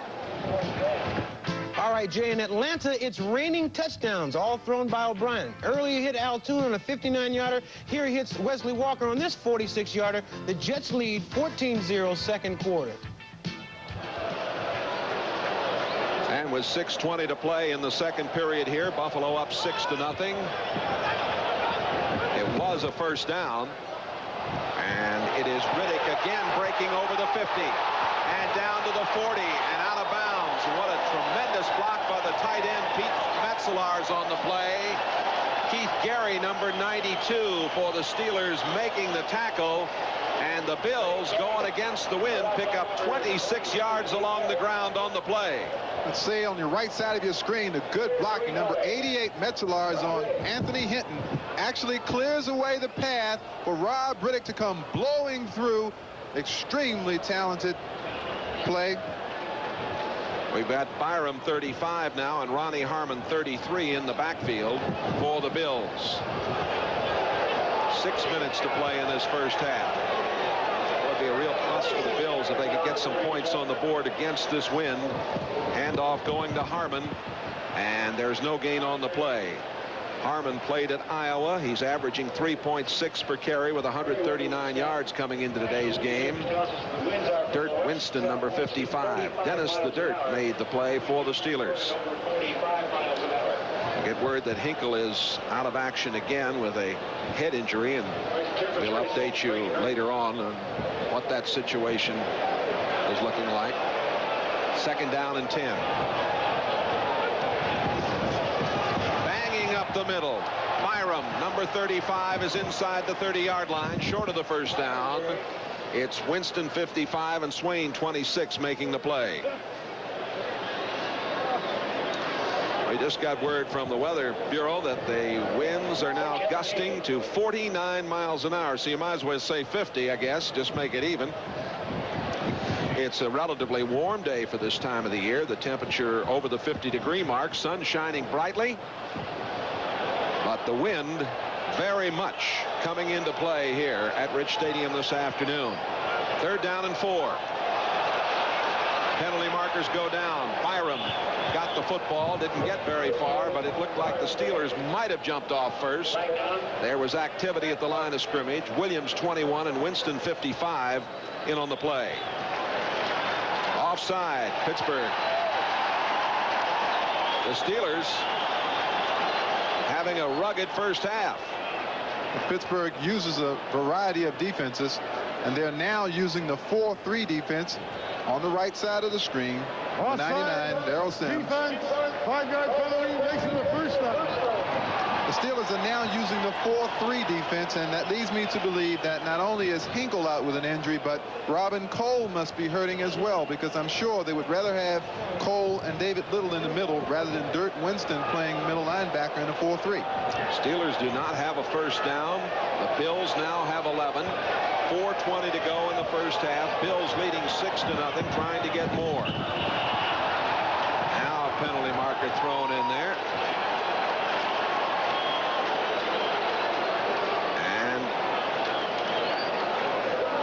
67 defense. Number 67, Gary Dunn, the nose man, was moving. And illegal procedure against Pittsburgh. Puts the ball down between the 18 and the 19-yard line. There's Dunn. He's had a solid season. The oldest defensive lineman for the Steelers, now 33 years old. Out of the I formation, Riddick. Riddick down to the 11-yard line. And this big crowd is loving it at this point. Harvey Clayton, number 33, making the tackle. Nearly 80,000 sitting in here this afternoon. And one of the Steelers is shaken up down at the 15-yard line. It is Harvey Clayton. Clayton, who played at Florida State. What you have to be impressed with now is the way the Buffalo offensive line is handling the Steelers' front line. Good holes for the running backs to get through. They're not being touched until they get into the secondary. If you give Jim Kelly the opportunity to be able to run the football the way he can throw it, the Steelers may have a long afternoon in front of them. There's no question, Reggie, that Kelly has revitalized the interest in professional football in this part of the world. When you have a 2-7 record and you've got 80,000 people sitting in the seats, that shows you how much uplifting one player can be in a sport, particularly one that's as all-encompassing as pro football. Clayton, in his 4th year, shaken up, and you'll see where it happened here, I think, as he and Riddick banged head on. Clayton has been much maligned earlier in the season. He has settled down and started to play well. You can see him on the left side of your screen there. Goes after Riddick. I didn't see anything when he made contact. No. Clayton's up and all right, and his play has improved in recent weeks. Riddick now with 58 yards and a 5.8 rushing average, and coming into the game to replace Clayton is Donnie Elder, number 37, who was a free agent waived by the Jets. He injured his ankle 3 games ago as being used as a kickoff returner. So it is now Swain 26 and Elder 37 at the corners. 3 minutes 57 seconds left to play in the first half. Bills lead it 6-0 over the Steelers, and the ball at the 11-yard line, 1st and 10.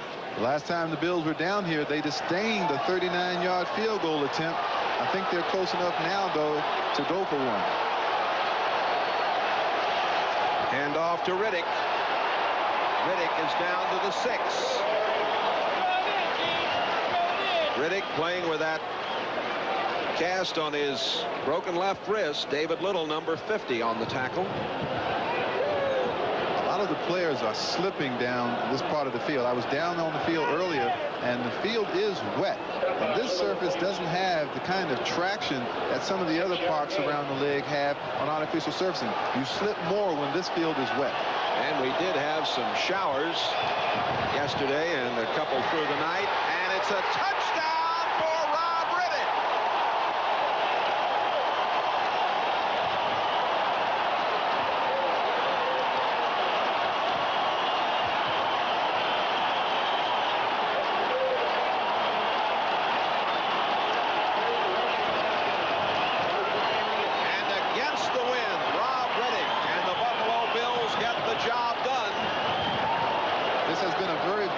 Offense in the first half. When the Bills had to win, they relied on Jim Kelly's throwing arm to move them down the field. Against the wind, they have run the football right at the Pittsburgh Steelers, and that's something I didn't think the Buffalo Bills could do. Scott Norwood missed the extra point in the first period. Here he is with John Kidd holding, and this is not a sure thing by any stretch of the imagination. The kick is low, but it is good.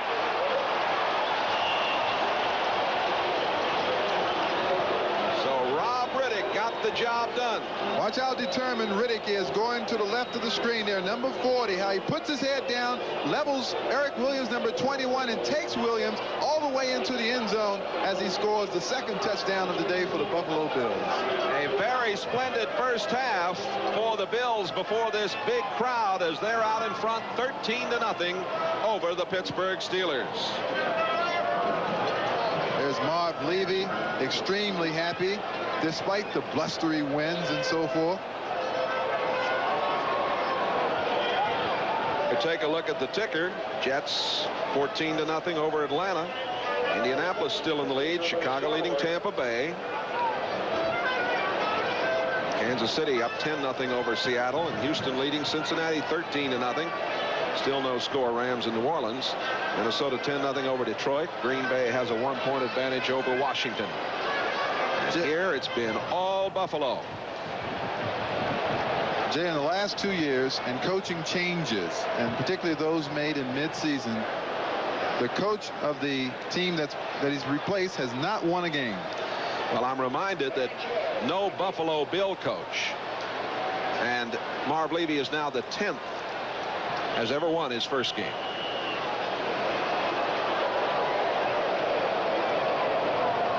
Sanchez is back. Picks it up at the 15, at the 20, at the 25, gets out to the 28-yard line.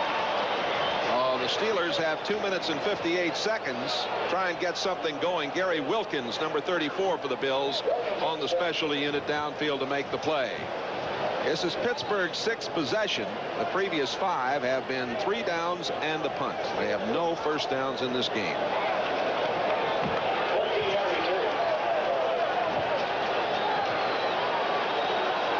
Mark Malone quarterbacking the Steelers. Lots of time over the middle and complete out at the 35-yard line. The tight end, Preston Gothard. First year starting.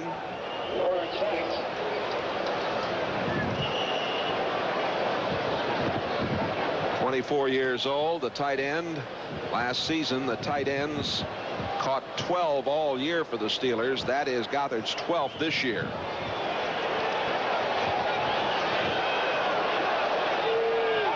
Second down and 4. 2:20 to play in the first half. Malone again with lots and lots of time, and he throws, and it's complete again to Gothard at the 42-yard line. He's got the first down. Mark Malone now is doing what he's been doing well recently, and that's throwing the control pass, the pass that gets the ball to the receiver in a hurry, not trying to do things that are outside his ability. And now we get the 2-minute warning. Malone going over to talk things over, and we'll take timeout with the Bills leading 13-0. I always thought the Mazda SE5 was a good deal because it comes standard with just a ton of stuff. But catch this. Now Mazda's throwing in a bed liner, mud guards, sliding rear window, floor mats, even an AM/FM stereo at no extra charge. It's the SE5 Plus 5, and it's one truck deal that's too good to pass up. But if for some reason $650 worth of extra features at no extra charge doesn't get you out of your chair, don't come crying to me after it's over. Teach your children well. Their skill will tell how life will go by and show them their own dreams. The one they'll pick is the one they'll know by. Nothing's more important than teaching children. That's why more schools teach on Apple than any other computer. And know they love you. At Meineke Discount Mufflers, we get some pretty tough customers. I'm not going to pay a lot for this muffler. But we don't mind. I'm not going to pay a lot for this muffler. I'm not going to pay a lot for this muffler! Meineke's the nation's discount muffler leader, so you're not going to pay a lot. Our quality Everlast mufflers are priced from $18.93 installed. Ooh, I'm not going to pay a lot for this muffler. You're not going to pay a lot at Meineke. This fall, NBC Sports has a November to remember when the beautiful shores of Maui lure the tour's great golfers. Lee Trevino, the Golden Bear, Jack Nicklaus, and flamboyant Chi-Chi Rodriguez take on one of the world's toughest courses. The Isuzu Kapalua International makes it a November to remember on NBC. Well, there's part of the story, certainly, in the first down department. Bills with 13, the Steelers with just 1. And they just picked up their first down. Time of possession, well, the Steelers don't have anything going in that area either. They're trying to get something going in the final moments of this first half, and that's an incomplete pass intended for Abercrombie. He had caught 20 coming into today's game. The reason why the Steelers are having this type of day is that they've been relying on that rushing attack on first down the past 3 weeks. The Bills have shut down the running attack. Malone has to go to the pass, and he is not getting the ball downfield. And you can see Abercrombie, watch him slip. Curtis Jackson looked like he was in the clear down the right side. Second down and 10. Again, Malone has all kinds of time. And the pass is incomplete. Caught it on the bounce. 87, Ouija Thompson trapped it.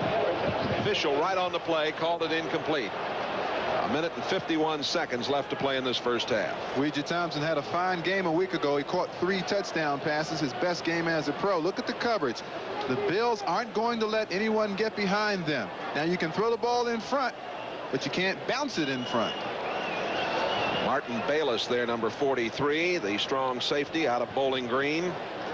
Well, the Steelers really do miss Louis Lips. He is the legitimate deep threat. He stretches the defense. Without him, they have to plod along. Stallworth back in the lineup, number 82. Ehrenberg, 24, also there. They've got spread out all over the field. And that's Sweeney going in motion. And the pass is complete, but I don't think they got the first down. They're about a yard short as Ehrenberg gathered it in. Ehrenberg, who played at Colgate. Penalty marker is down. Ehrenberg making his 17th catch of the year. And let's see what the penalty call is.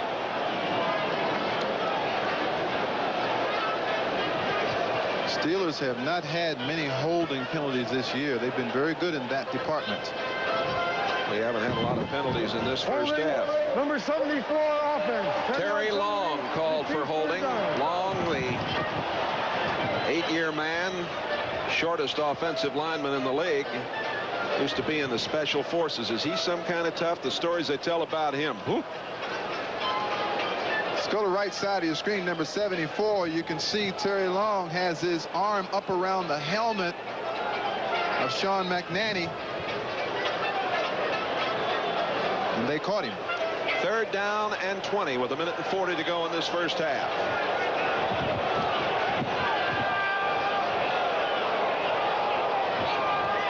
That's Sweeney in motion again.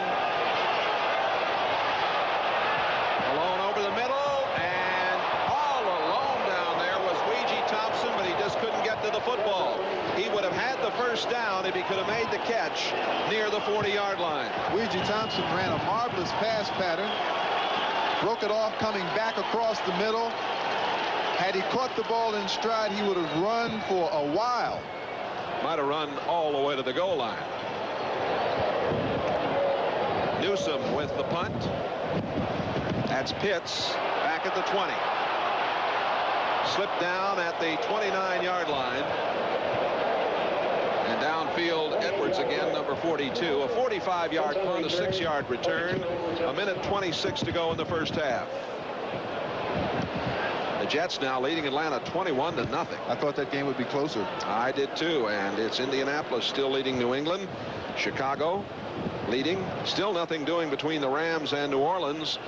Houston down 13-0. Kansas City up 17-0 on Seattle. Minnesota still shutting out Detroit. The Bills have the 13-0 lead. My guess is they may be rather conservative at this point. A handoff going to Carl Byram. Byram's out to about the 33-yard line, met there by number 55, Dennis Winston. Reminder, this telecast presented by authority of the National Football League. It's intended for the private use of our audience. Any rebroadcast or other use of this telecast without the express written consent of the Buffalo Bills and the National Football League is prohibited. Jim Richard, number 51, the Buffalo Bills left guard, is an underrated offensive guard, Jay. He's a very fine player, and if you watch him, you'll see him make good contact, stay with his blocks, and by and large, they're running on the left side behind Richard. Second down and 5. 40 seconds to play in the first half. Byram again. Once again, they went right behind Jim Richard, number 51. 55, Winston on the tackle. Half a minute to play in this first half. Richard was an Outland Trophy winner from North Carolina State, an All-America.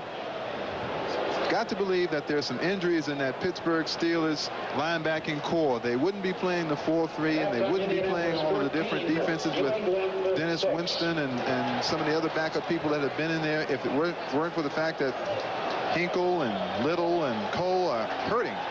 Marv Levy has his first half of football behind him as the new head coach of the Bills, and his Buffalo club has a 13-0 advantage over the Pittsburgh Steelers. Well, a most interesting first half here at Rich Stadium. We'll be back with more right after these messages. A football injury means weeks or years of agony. The Falcons' William Andrews knows. It's like getting piping white-hot coals from a charcoal grill and just pouring them on your leg. The Achievers, those who faced adversity and refused to fail. Sponsored by the U.S. Army. Doctors said Andrews might never walk again. 2 agonizing years proved them wrong. I told him, I said, hey, I'm going to walk normal, and I'm going to run, and I'm going to play football again. And today, William Andrews is back in all-pro form. A Ranger never takes the easy way out. You're reaching deep inside you for things you've never known. Go! That's why getting into the Rangers is tough, and the training is tough. Be all that you can be. So it makes me feel like I'm part of something really special. Be all that you can be. And I'm not the only one. Find your future in the Army. Invitation of the Buffalo Bills. Buffalo leading at 13-0. They scored in the first period on the pass to Reed, and of course in the second period on the run by Riddick. 1 missed extra point, and be interesting to see what happens with that situation maybe later on in this game. So 86 halftime activities are going to continue in a moment. We'll be right back after this from your local station. Tonight, in our house tradition, 3 generations sharing their life and love. Then on Easy Street, will Ricardo be a singing star? I thought it was the radio. Really? That's coming in to change the station. And on Valerie, when Willie takes a joyride, what could go wrong? Smashed! Maybe I'll like military school. Tonight. Charities win big with bingo, but addicted gamblers can lose everything. It's just like drugs. You're addicted. You've got to get in there. You've got to get that buck in there. I think the bottom line is money. People play bingo because they want to win. Got the money. I could care less if I win. Bingo is not a satisfactory means of fundraising for some people. Bingo. Is it a harmless game or a deadly trap for the compulsive gambler? Bingo Addicts, a special report this weekend on News Center 6. While Sybil Shepherd is enjoying a career high as Moonlighting's Maddie, parts of her past are coming back to haunt her. Next week on PM Magazine, Sybil tells Marilyn Beck about the nude pictures that recently surfaced. Then a detective takes us inside the mysterious black box to see how it can determine the cause of an airline disaster. And our PM poll asks the men only what woman they'd like to see in the White House.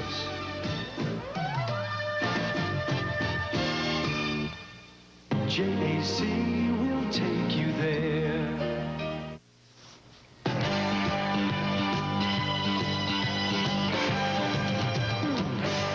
We welcome those of you watching the Pittsburgh-Buffalo game. Bob Costas back at our NFL 86 studios in New York. A check of other games. Ken O'Brien is having an unbelievable first half in Atlanta. He's completed 17 of 18 for the Jets, including 16 straight. The league record is 20 a few years ago by Ken Anderson of the Bengals, and he has thrown for 3 touchdowns. Joe Walton has watched his team take a 21-0 lead in their quest to go 9-1 on the season. The Falcons are really slumping after a 4-0 start. Here is the first of 3 second-quarter touchdown passes by O'Brien. Al Toon, superb second-year receiver who leads the league with better than 60 receptions, outsprints the defense, and hauls in his 8th touchdown pass of the year. Then it's Wesley Walker on the next 2. This one a 46-yarder to Walker to follow the 59-yard connection with Al Toon. And then shortly before halftime, O'Brien goes back to Walker once more. There is Walton receiving Mr. Walker on the bench and doing so happily.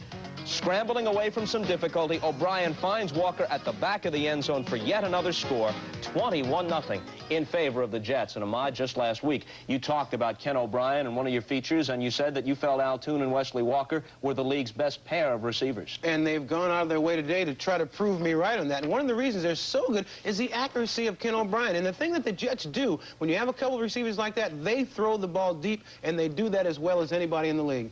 All right, Ahmad, in the opener this year, New England crushed Indianapolis 33-3. The Colts are 0-9, and they haven't scored more than 14 points in any game this year. At halftime at the Hoosier Dome, they lead the Pats 14-6. Chicago, with Mike Tomczak at quarterback, and he's run for one score and thrown to Willie Gault for another, now adds a field goal. They just got that, 17-3 in the second quarter, just before halftime at Tampa Bay. The Rams and Saints go to the half at the Superdome, and there's no score in that game. Kansas City, very tough at Arrowhead, leading 17-0 over the Seahawks as they approach halftime. And perhaps Chuck Knox is saying, my kingdom for an offense. Or perhaps he is not saying that. In any case, here's Bill Kenny, who has replaced Todd Blackledge at the helm for the Chiefs, hitting Walt Arnold for that touchdown. Nick Lowry had a field goal of 35 yards. Kenny came back and hit Stephon Page from 8 yards for another score, 17-zip Chiefs. Houston, just 1-8, losers of 8 in a row, has just scored once again, and they lead Cincinnati 19-0 as they come up to halftime at the Astrodome. The Bengals come into this game with a record of 6-3.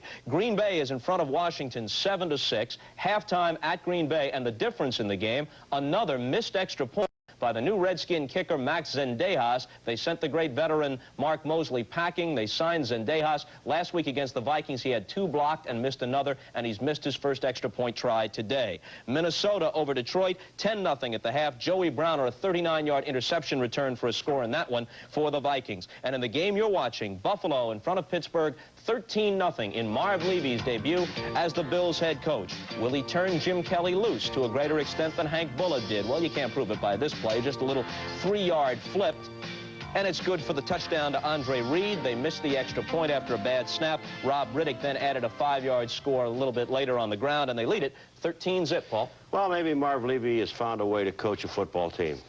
Like he said, I'm not going to do anything. Just tell them when to call timeouts, and maybe that's what the head coach should do. Let the assistants do it. You watched the first half. Has he opened it up a little bit with Kelly? He's rolling them a lot like he said he was going to do. They're rolling right and left. All right, we'll be back with Gene Upshaw, the head of the NFL Players Association, and Frank DeFord from Sports Illustrated, talking about steroid use, a serious problem in the NFL, after this from your local stations. A soldier comes home to his greatest enemy. War doesn't give you cancer, Frank. One woman. Who is she? Some lady been asking around about the sprain, and now. 2 heroes who fought a faceless enemy. You gotta make them listen, Mark. And one. Don't worry, baby. You're not alone anymore. An unforgettable cast and movie, Unnatural Causes. To clear a little snow, an Aaron's ST2+2 Compact is your best choice.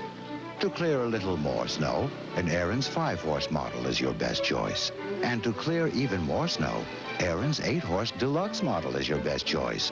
In fact, if one of Aaron's 17 2-stage snow throws isn't right for you, you have only one choice. Buy an Aaron snow throw before November 15th and get a free parka at these Aaron's dealers. Take you there.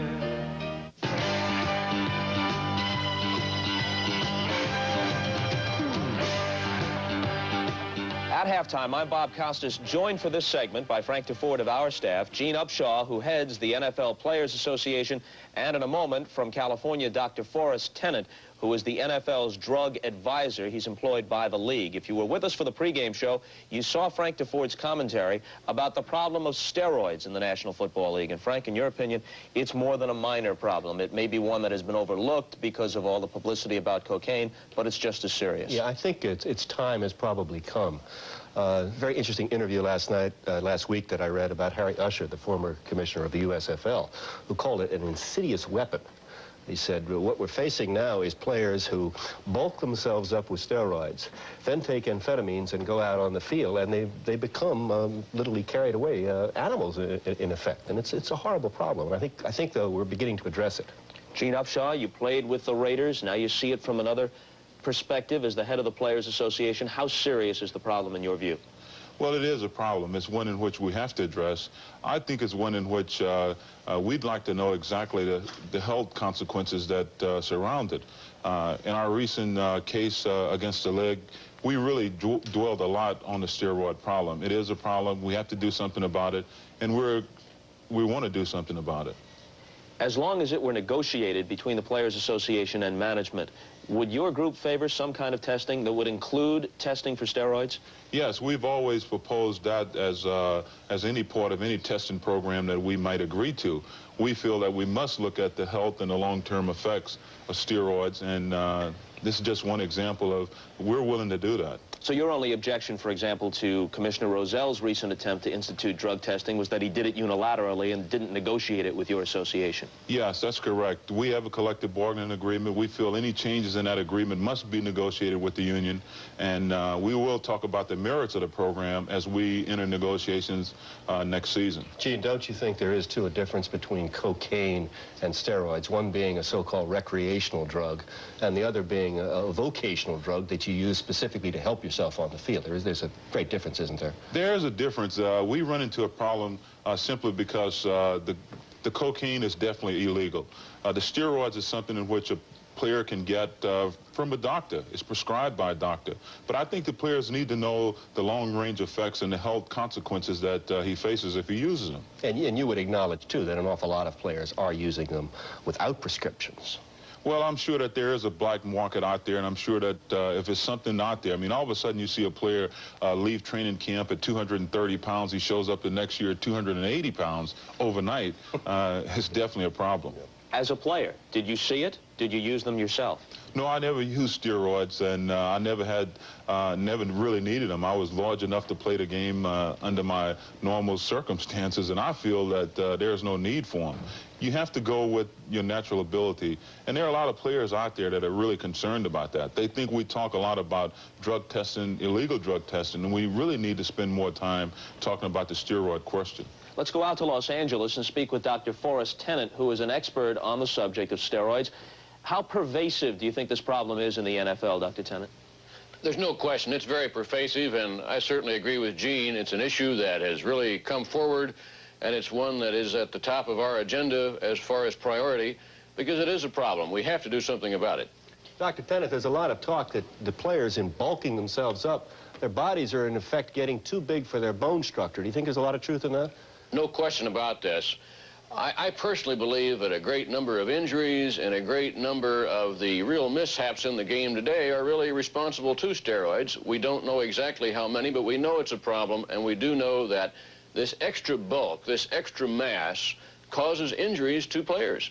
Dr. Tennant, steroids with a prescription under certain circumstances are legal. Is it possible that there are some circumstances, any at all, where it would be appropriate for a football player to take steroids? I think that the physicians who deal with football players in the National Football League are in general agreement that it is almost rare, if ever, that we would ever prescribe steroids for legitimate medical purposes to an active football player.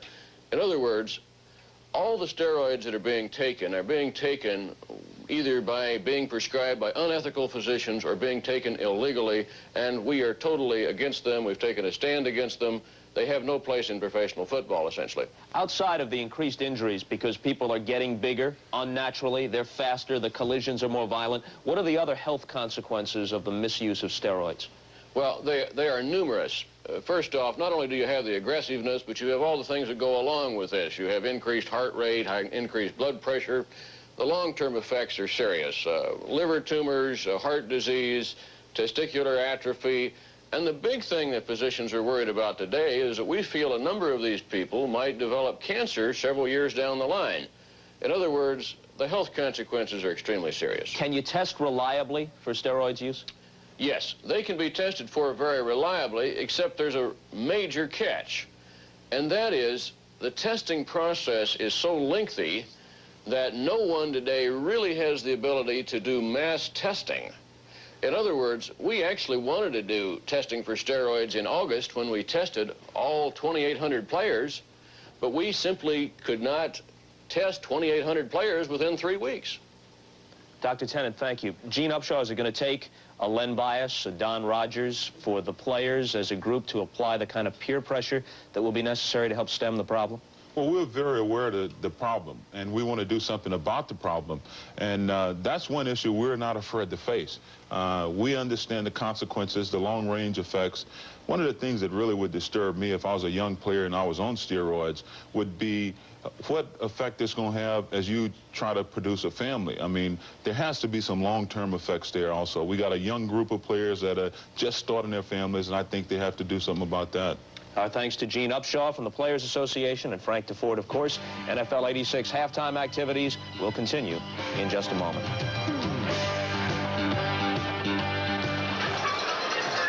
Back at Rich Stadium in Orchard Park, New York, where the Bills lead at 13-0. Jay Randolph along with Reggie Rucker. Some first half for Buffalo. Well, Buffalo has done everything right considering the win factor. Kelly threw well with the win, and they ran well into the win. Pittsburgh hasn't done either. Let's show you how the scoring took place in the first period. It was a touchdown pass from Kelly to the man in motion, Reed. Good strategy by Marv Levy to roll a lot in this game. It gets Kelly away from people, and it puts receivers on the run. It's been a good strategy that has worked well. Here's Riddick from 5 yards out. He wouldn't be denied here in the second quarter. First extra point was missed. The second one was okay, and it is 13-0 here at halftime as we get set for the second half. And Marv Levy obviously has had some very good effect on this Buffalo club. It seemed to be a much more spirited football team, and sometimes that has a lot to do with the way you play. Look at total yards, 27. We'll come back to those stats as the kickoff comes downfield, and that's Eric Richardson taking it for the Bills. Fumble, ball hits under the officials, picked up by one of the Steelers down at the 5-yard line.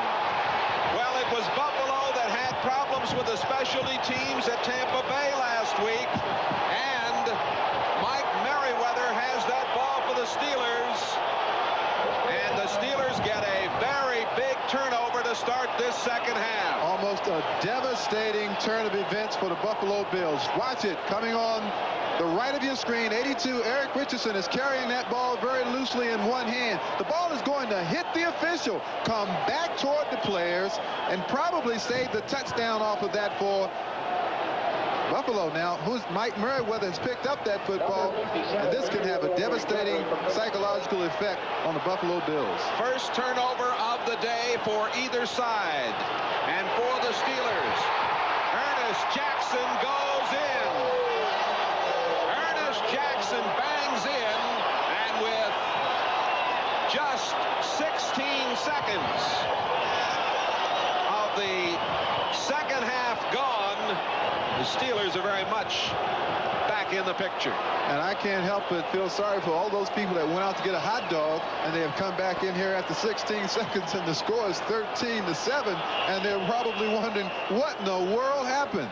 Chuck Noll has won many games with special teams, and once again, he's back in this football game because of his special teams.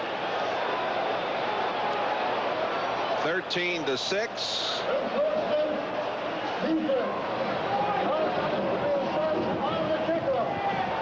There was an offside call as the Bills had jumped off, and it'll be assessed on the kickoff.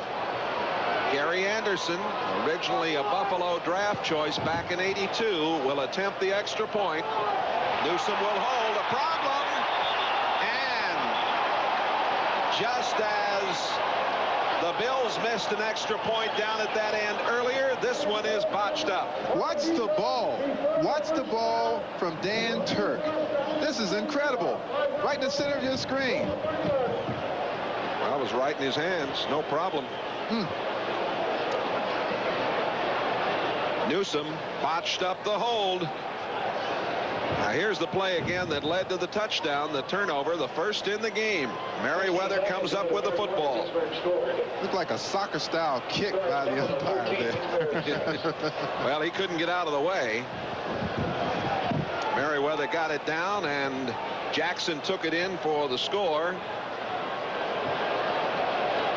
13-6, the Bills. were looking at those halftime stats earlier, and we'll pop them up again when we have an opportunity and let you take another good look at them. Richardson and Tasker back to receive. Gary Anderson, who because of a problem with his holder didn't have an opportunity to get the extra point through. Both clubs missing point afters in this game. Wind gusting up to 50 miles an hour here. And the kick high and deep, and it'll come out to the 20-yard line. I think we maybe have a chance to get those stats in again for everybody to look at. It's been a very hectic second half up to this point. Well, the point that I was trying to make, incredible total yards, 27 for the Steelers. And you see how overwhelming the game has been in favor of the Buffalo Bills. And just as we said that, there was a fumble by Eric Richardson, and now the game is back into perspective for the Steelers. But time of possession strikes me too. Twice as long for the Buffalo Bills. The Steelers have to possess the ball a little longer in the second half. Jim Kelly at the controls. Hand off to the second man, threw out of the eye. Riddick. Riddick is hit by David Little, number 50. Riddick getting about 4 yards on the play. And fumbles, Jay, leave a negative impact on not only the player fumble. Continue in just a moment.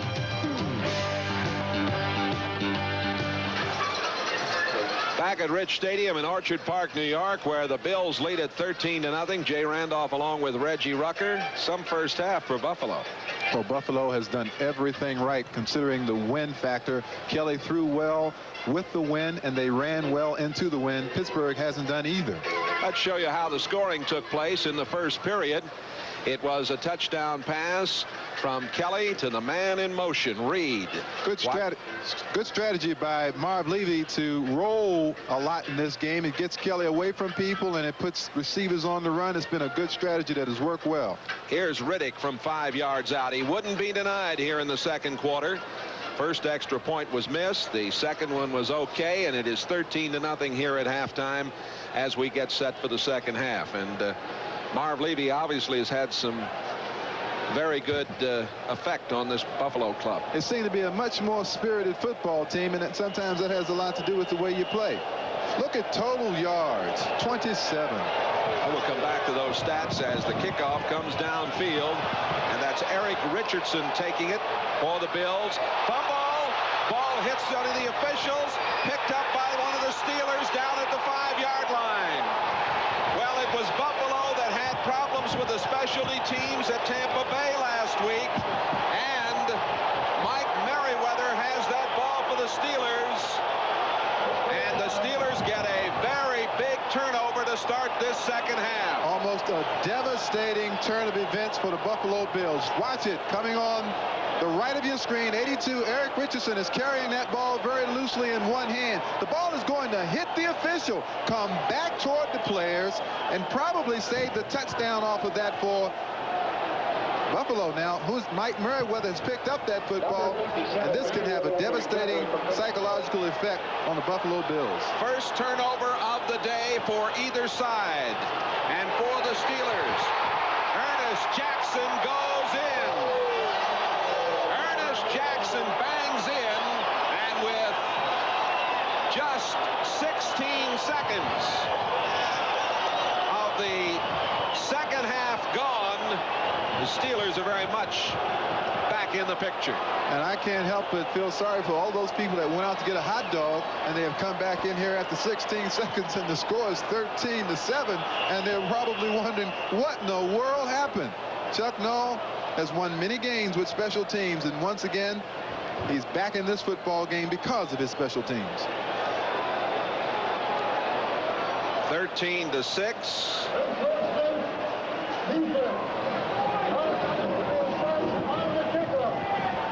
There was an offside call as the Bills had jumped off, and it'll be assessed on the kickoff.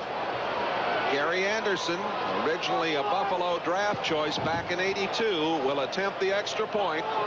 Newsom will hold. A problem, and just as The Bills missed an extra point down at that end earlier. This one is botched up. Watch the ball. Watch the ball from Dan Turk. This is incredible. Right in the center of your screen. Well, it was right in his hands. No problem. Newsom botched up the hold. Now here's the play again that led to the touchdown, the turnover, the first in the game. Merriweather comes up with the football. Looked like a soccer-style kick by the umpire there. Well, he couldn't get out of the way. Merriweather got it down, and Jackson took it in for the score. 13-6, the Bills.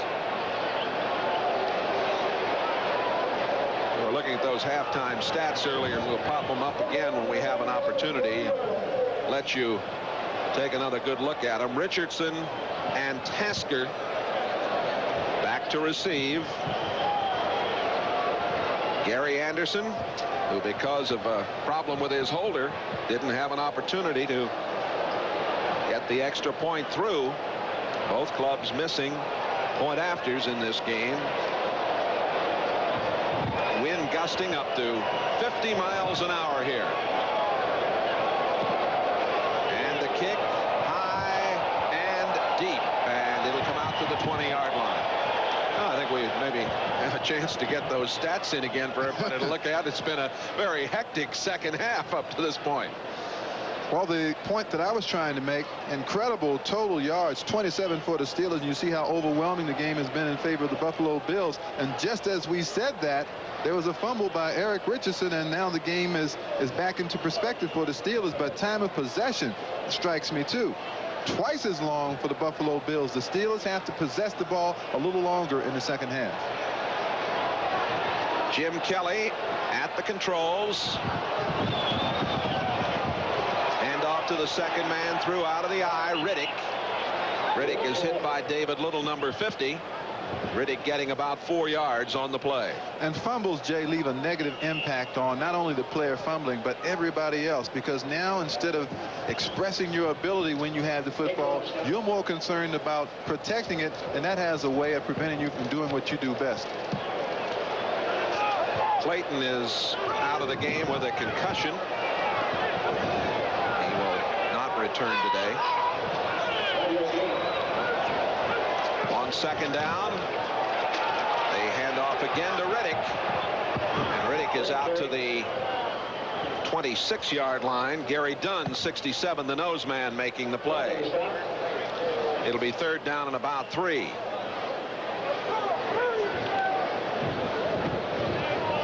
Did you know that both Jim Kelly and Dan Marino, the eminent quarterbacking duo who are Pennsylvanians, had their first 300-yard NFL performances in Florida?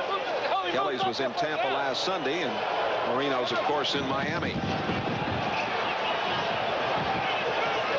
And each occasion, their teams were losers. Kelly over the middle, wide open, flag down. Andre Reed is going to go all the way. They beat the blitz, but there's a penalty marker down. And I think they're going to bring it back. Illegal procedure against the Buffalo Bills. And we're not reset for 1 second.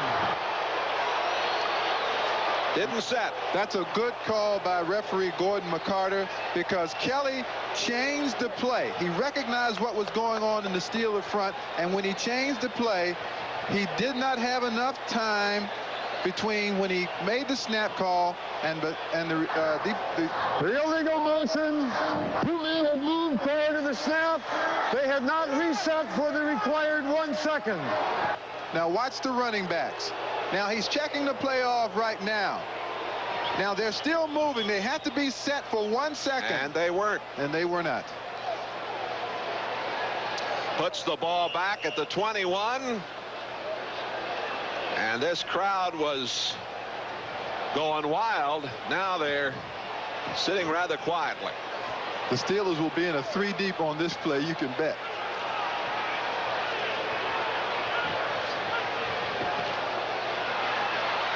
Kelly on the run, and down he goes at the 23-yard line. Keith Gary, number 92, making the play. And Kelly is hurt.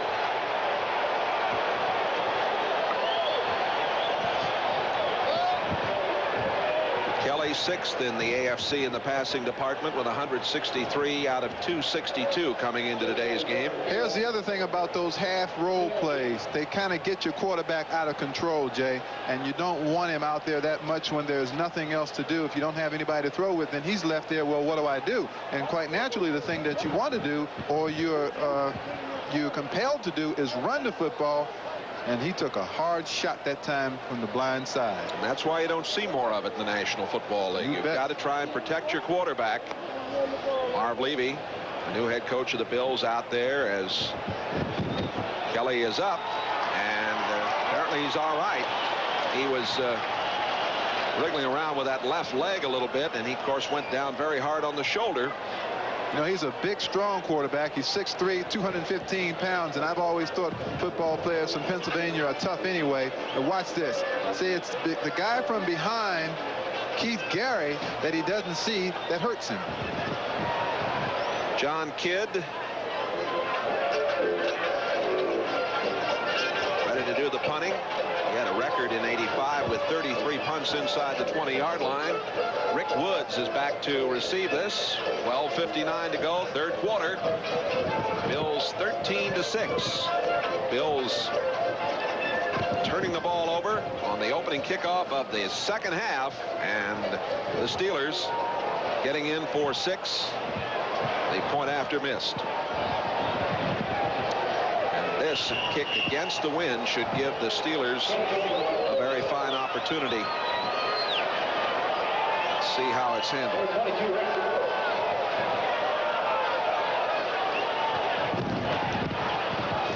Straight up in the air, and it's going back downfield. And boy, oh boy, looked like one of my wedge shots against the wind when I played in England many years ago. Just comes right back at you. That punt is 6 yards. And if they hadn't caught the ball on the first hop, they would have lost yardage on that punt.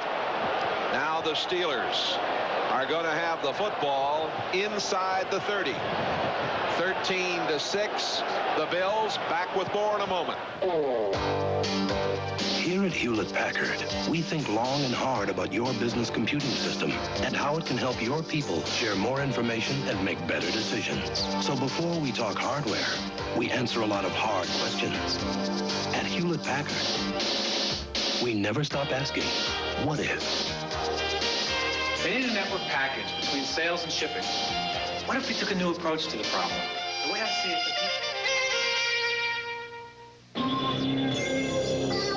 give me a light.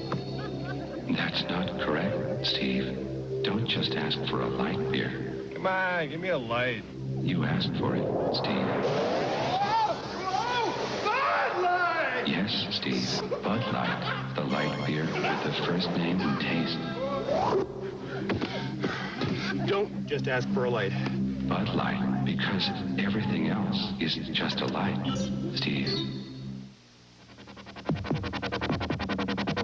Listen to the heartbeat of America.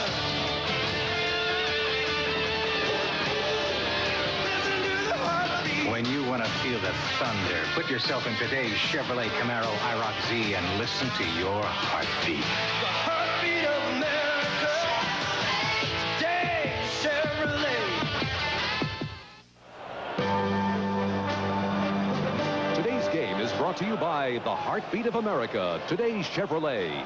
By Federal Express, why fool around with anyone else? And by Hewlett-Packard, the people who turn your business computing problem into a business computing solution.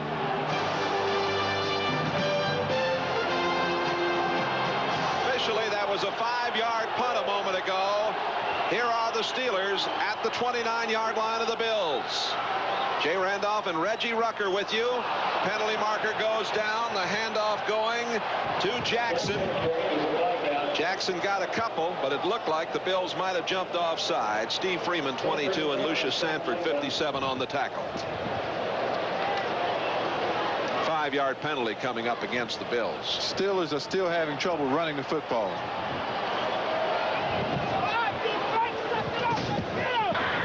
Left side, number 76, defense. Fred 5-yard penalty, still first down. Smerlas, the nose man, one of the very best in the business. Right of the screen there, you can see number 76 gets in the neutral zone and can't get back out in time. Smerlas had one of his best games in December of '82 against Pittsburgh. 7 tackles. He caused a fumble. He had 2 sacks. When the Steelers can't run the football, Jay, they're like being in a fight and having one arm. They just don't know how to function if they can't run the football. And that is the way that Buffalo has taken Pittsburgh out of this contest until the fumble recovery. 1st and 5.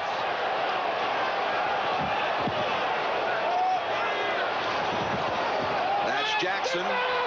Jackson is inside the 20. First down near the 17. Charlie Romes, the cornerback, number 26, came up to make the play. Trying now to check in on the 10-minute ticker for you. Jets rolling along. New England coming back. Chicago defeating Tampa Bay at this point. I'll show you the other scores right after this play. 1st and 10 at the 17-yard line for the Steelers. That's Jackson again. Jackson to about the 14-yard line. Pickup of 2 or 3. Lucius Sanford, 57, on the stop. Kansas City shutting out Seattle 17-0. Still no score in that Rams-New Orleans game. Houston 19-0 up on Cincinnati. Detroit has scored against Minnesota, and Green Bay leading by 1 over Washington. Here it is 13-6. The Bills lead the Steelers. 2nd down and 7 at the 14. E.G. Thompson coming over wide to the right, and it looks like alley-oop pass. Yeah, he may have audibled here. Now he's going to give it a little shove back to Jackson, and Jackson doesn't get much. We spoke of that alley-oop pass, and I would venture to say that Pittsburgh will use E.G. Thompson at 6'7" against Rodney Bellinger at 5'8" at some point, maybe in this series. Now Jackson goes out. That last stop made by Sanford, 57. It's 3rd down and 4 for the Steelers. Big play coming up for Pittsburgh. 10.5 minutes to go in the 3rd quarter. Ehrenberg is in there with Abercrombie. Thompson, Stallworth back in the lineup. E.G. Thompson is set to the right side. We'll be watching him.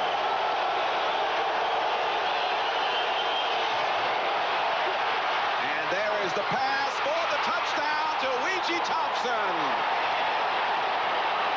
An 11-yard scoring play for Pittsburgh. It was exactly as you called it, E.G. Thompson against Rodney Bellinger. It wasn't exactly an alley-ooper, but it got the job done. What they wanted to do was isolate a man who's 6'7" on one that's 5'8", and you can see 3rd straight game he scored a touchdown, and I'd be screaming all day long if I were Thompson, throw me the ball, and they did it, and that's all you can ask for. And they've messed up the extra point. Try again. They messed it up twice in this period with the wind at their back. I got an idea. Why don't they just run for the extra point, because they're not getting it done this way. Once again, what looked like a good snap. 10-11 to play in the 3rd quarter. Bills 13, Steelers 12. Who has the easy to load, easy to shoot, easy to enjoy camcorder? Who? RCA. It's the new Pro Wonder camcorder. If you settle for less than RCA, that's exactly what you'll get. Not everyone got a vacation this summer. I need a vacation. What do you need, some glasses? How many fingers can you see? This fall, you can still get great low fares to more places on the biggest bargain airline, United. I got a vacation. Have a nice shower, Picorni. I'm not just flying. I'm flying friendly skies. I'm out of there. Take me back where I belong. Tractor is the all-season radio that pumps water away to keep more tire tread on the road. And for some, that's a comforting thought. Take me home, Goodyear, take me home. Never matters how far I go, Goodyear, take me home. No one really knows how your skin got sensitive. But if it is, try the shave cream with more advanced lubricants than any other. New Gillette Foamy for sensitive skin. This fall, NBC Sports has a November to remember when the beautiful shores of Maui lure the tour's great golfers. Lee Trevino, the Golden Bear, Jack Nicklaus, and flamboyant Chi-Chi Rodriguez take on one of the world's toughest courses. The Isuzu Kapalua International makes it a November to remember on NBC. You see number 18 over there, Harry Newsom. He's going to practice some on holding. He's had a terrible time of it with the wind at his back. Botched up the 2 holes. Richardson and Tasker back to receive the kick from Anderson. And it goes right out of the ballpark. Went up into the tunnel. Tasker, number 89, was picked up this week. See the practice continuing over there for Harry Newsom. I want to remind the folks, if they may have missed it, that Walter Broughton, the top return man for the Bills, went on injured reserve because of a quadricep injury. The Bills now will operate 1st and 10 from their own 20-yard line. Keep this in mind, going with the wind, Buffalo in the 4th quarter, they could kick or attempt a 65 or 70-yard field goal. 3 of the 4 touchdowns have been scored when the teams had the wind at their back. Bob Riddick. Pushed back. David Little, number 50, leading the way for the Steelers. Steelers doing a lot of mixing it up, as we've indicated to you, on defense with that 3-5 press and the 4-3, and call it no gain on the play. 2nd down and 10 coming. Big crowd of nearly 80,000 here at Rich Stadium in Orchard Park, New York, on a really nice day. They've gone to that 3-5 defense now, Jeff. They expect Buffalo to run. It's a nice day if you don't count the wind. Penalty marker goes down. Steelers may have been offside. Riddick doesn't get much. Riddick pulled back, and he's upset. He wants to have a little chat with Keith Willis. Also Robin Cole. Offside against the Steelers. There's Cole. There's Jim Kelly. Offside, 93 defense. 5-yard penalty, still 2nd down. Call against Willis. Tony Dungy slipped that 3-5 defense in there at the very last minute and caught the Bills in a run offensive selection and stopped them. But of course they were offsides, and that defeats the purpose of the defense. 9:15 left to play in the 3rd quarter. The Steelers have the wind at their backs. The Bills going uphill against it right now. Bills leading 13-12. As the Steelers get 2 scores here in the 3rd quarter. And now, more activity at the line of scrimmage. Let's see, do the Bills pull them off this time or not? 67 defense. Call goes against Gary Dunn, the nose man. Watching the center of the screen, 67 on Kent Hull, number 67. And that's the 2nd time this afternoon that Gary Dunn has been called for encroachment or offsides. With a player of his experience, you would expect that he should know better. Besides, he's looking right at the ball.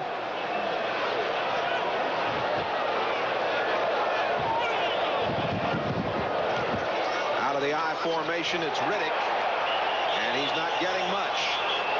The Steelers very much back in this ball game, down by 1 point. Keith Willis, 93, leading the way. Merriweather, 57, also there. We'll pause briefly for station identification.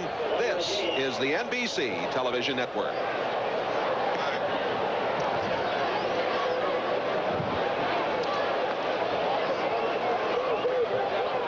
Along with Reggie Rucker, Jay Randolph at Rich Stadium, Orchard Park, New York.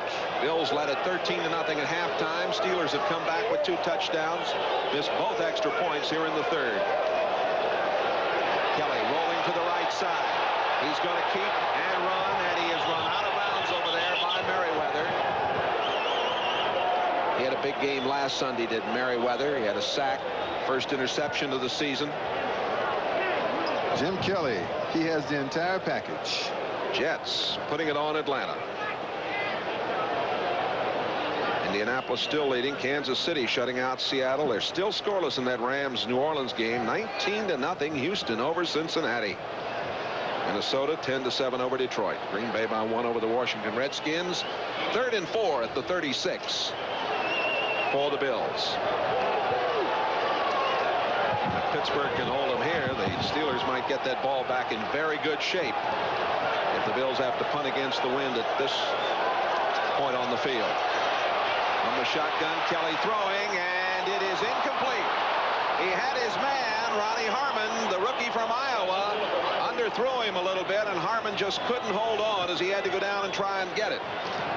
It looks as if the ball tails away from Harmon just as he's about to catch the football. Here's Kelly now eyeing Harmon all the way, and you can see how the ball tails downward because Ronnie Harmon had Merriweather beat on the pattern.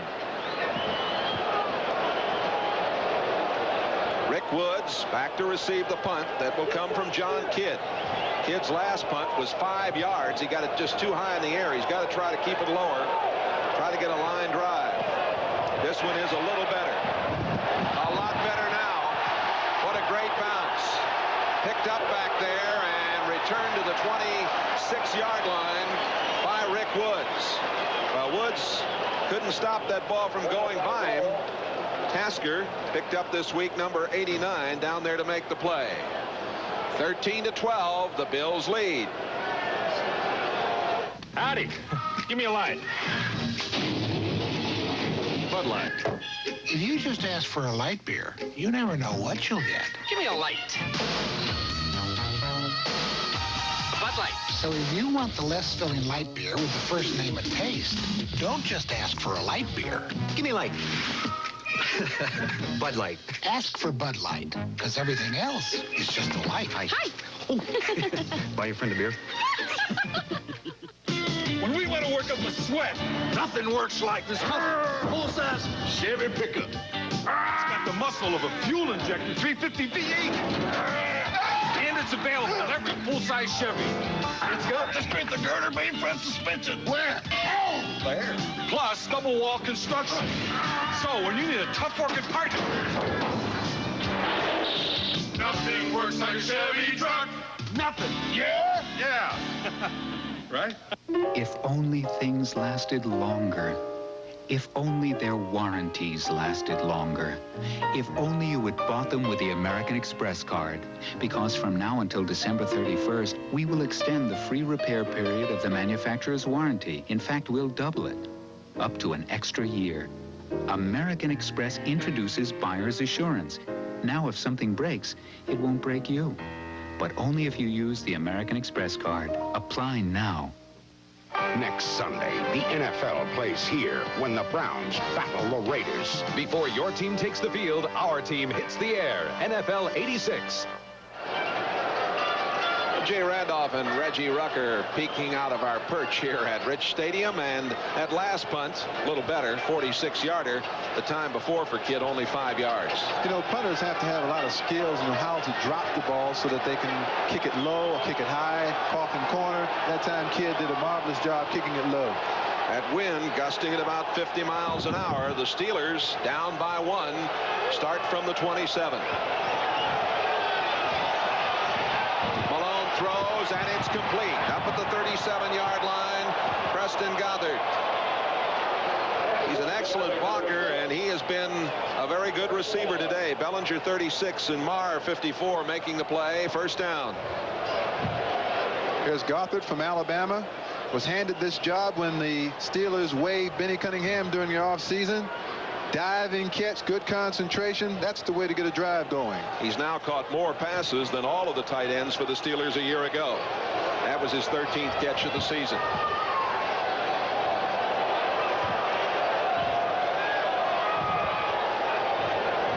Malone going to put it up again. He's had excellent protection. Going long down the field, and it is incomplete. Almost intercepted. intercepted. The coverage was by Charlie Rome's number 26 as they were trying to get it to Calvin Sweeney. Sweeney trying to run under it. Sweeney came into today with 13 catches and a 19.1 average. He started the last 5 games because Stallworth was out of there. This is a good play by Sweeney, who wants to fake the short route and take it deep, but he's doing that against the wrong defensive back. Charles Rome's 10 years out of North Carolina A&T, has excellent recognition, and he isn't the guy you want to go against on a pattern like that. On 2nd down and 10. Malone again to put it up. Out it comes, and that is Ernest Jackson. Jackson to the 42-yard line. Darrell Talley, number 56, the former All-American at West Virginia, making the play. The Mountaineers with a good victory yesterday over Rutgers. Stallworth coming into the lineup now for the Steelers, who are facing 3rd down and 6. The ball at their own 41-yard line. 6.5 minutes to play in the 3rd period. Rich Ehrenberg returning for the Steelers, number 24. Bills leading at 13-12. They have not gone to Stallworth yet. Sweeney is in the slot to the right side. Abercrombie out on the wing left. And a whistle. And was it too much time? It might have been. Yep, that's the call. The Steelers didn't get it off in time. And normally you see that happening when you have to flash signals in from the sidelines. Play of game, offense, still 3rd down. But the Steelers don't flash their signals. Malone calls his own play, so I don't know why they took so long. Well, it's now going to be 3rd down and 11 from the 36 with 6 minutes to play in this 3rd quarter. He's got to get the football to a wide receiver downfield here. He's been throwing a lot more to the backs lately, but as you said, they need 11 for the 1st down. And the pass is off the mark. It was intended for Weegee Thompson. He was coming back toward the middle of the field. The pass thrown way behind him.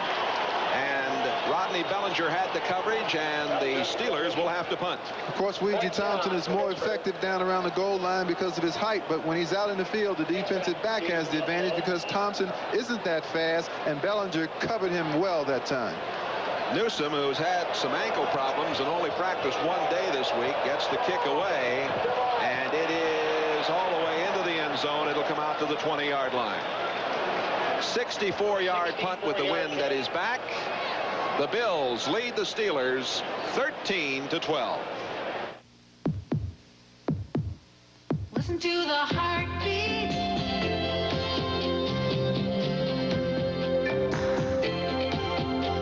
Listen to the heartbeat of America. When you have a style all your own, put yourself in today's Chevy Spectrum and listen to your heartbeat. The heartbeat of America. That's today's Chevrolet. Taylor!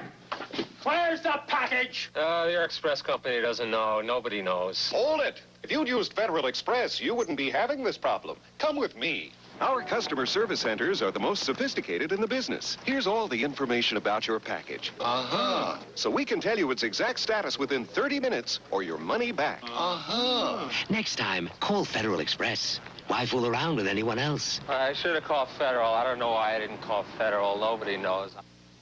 We could get our orders out. When you talk with Hewlett-Packard about your networking problems, we listen. Now, my people in the sales office over here can't communicate with the factory. I've already talked to Ford. Because while we have all the hardware and software, we can't give you a networking solution if we do all the talking. So before we ask, what if, we find out what's wrong. We need to be cost effective. I have a suggestion. What if I took a look at your manufacturing floor? I could find out. Tonight, a baffling murder on live TV. Can Raymond Burr prove the man who fired the gun wasn't the killer? An all-new Perry Mason tonight. Number 40, Rob Reddick, playing with that cast on his arm, and Of course, the Bills turned the ball over in the opening seconds of the second half, and the Steelers got a touchdown. They picked up another. It's a 1-point game. You have to wonder how long the Bills are going to gamble with Riddick, who has a cast on and protecting a slim lead. The Steelers are going to be stripping that ball from him. Riddick, the deep man out of the eye, and he gets the football. And Riddick hangs on and gets to the 25-yard line, maybe the 26. Robin Cole, number 56 for the Steelers, stalled him there. The Steelers were juggling those linebackers a great deal in the first half. Robin Cole was not in there a number of times, and of course Robin Cole and David Little have to be in the center of things for the Steelers to stop the opposition from running. Cole, a #1 draft choice, got his first interception of his career against Buffalo back in '80. He has 4 overall. Second down and 4. Again, the I formation. And again, it's Riddick. And he's got the first down. Running with abandon. He gets to the 34-yard line. I'm amazed at the way Riddick is playing and how he's carrying the football and yet running, as you said, with reckless abandon. That's the way you want a running back to come through the hole. Good vision here as he spots the hole on the outside, gets up inside. Look how he's carrying that football. I still say that's a dangerous way to play the second half of this game when you protect a small lead like that. He has that ball out there.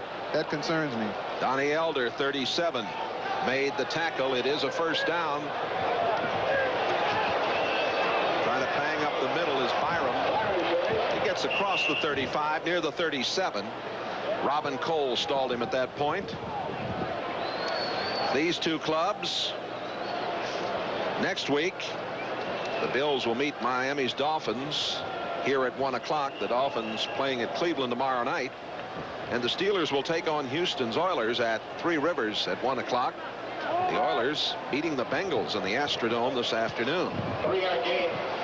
3 minutes and 45 seconds remaining in the third quarter, and the Bills holding on 13-12. Some of the games next week. Hope you'll join us. NFL 86 will kick off the day.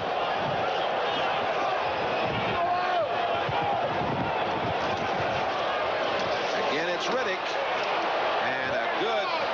By Riddick as he tried to get outside and then twisted back against the grain. David Little, number 50, is there to make the tackle at the 40. Let's call it the 42-yard line.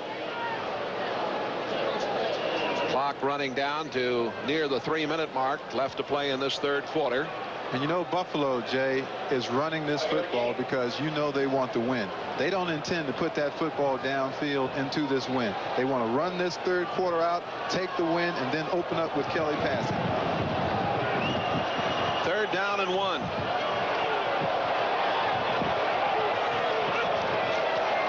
Kelly's going to put it up. He's in trouble, and I thought he was in the grass. And now penalty markers go down. Came out to Ricky Moore, number 42. There may have been a personal foul committed out there, but I thought the quarterback was in the grasp. I think he is in the grasp. Let's take a look at it here.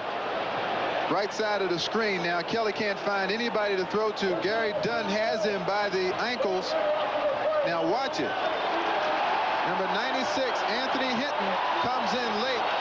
Why in the world would you do something like that? I don't know. Well, it's going to cost the Steelers. They'll march it off a personal foul against Hinton, and it's going to put the ball down in Pittsburgh territory. And Chuck Noll can't be very happy about that. Let's call that an injudicious decision by Anthony Hinton, because you can mark it down at this point in the game in the third quarter, 2:44 left. That may be a turnaround in this ball game. There you saw Hinton go out of the game. First and 10 at the 43-yard line. Uh-oh. Here's a penalty against the Bills as the back, Riddick, moved on the play. That'll cost him 5 yards.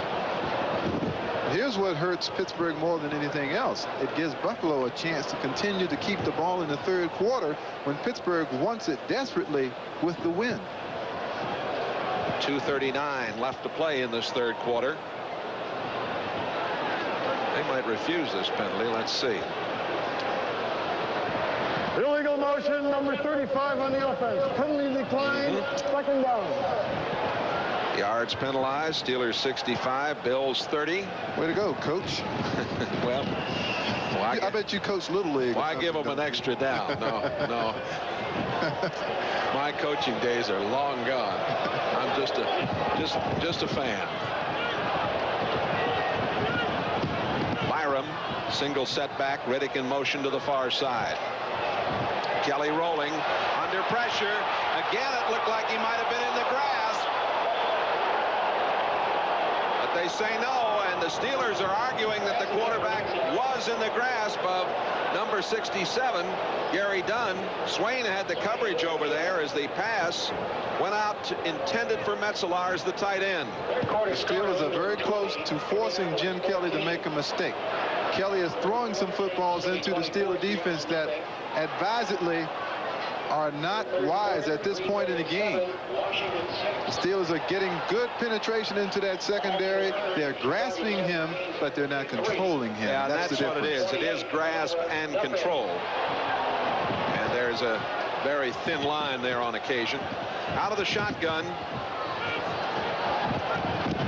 On third down and 12, they hand it off to Riddick, and he doesn't get it. Willis, number 93, on the tackle, and Kidd will come on and punt. Now, you know what John Kidd needs to do here? When he gets this snap, punt this ball as hard as he can, right for the center of the uprights. Let's let it hang up there and let the wind bring it right back into the field of play about the 5 or the 10-yard line.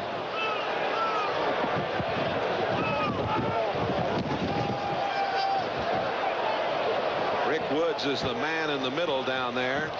A low kick. And it out of bounds at about the 19-yard line.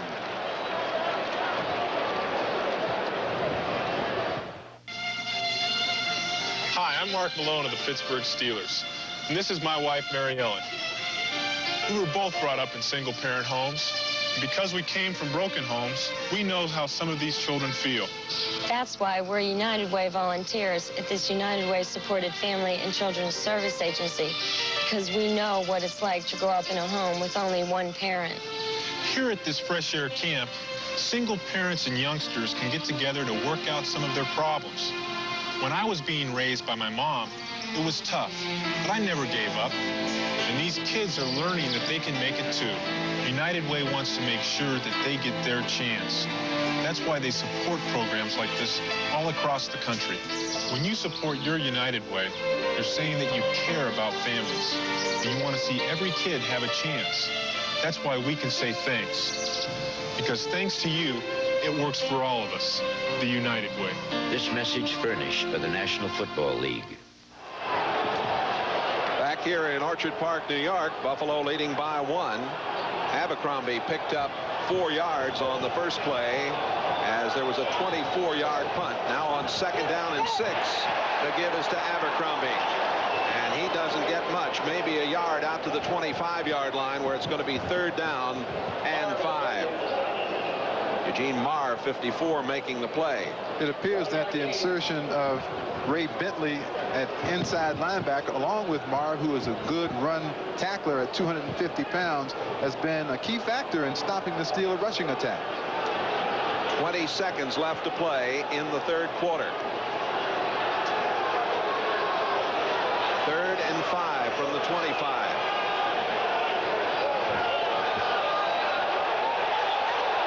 Penalty marker goes down. Ehrenberg went to his left to go in motion, fell down, and it looks like it'll be a procedure call.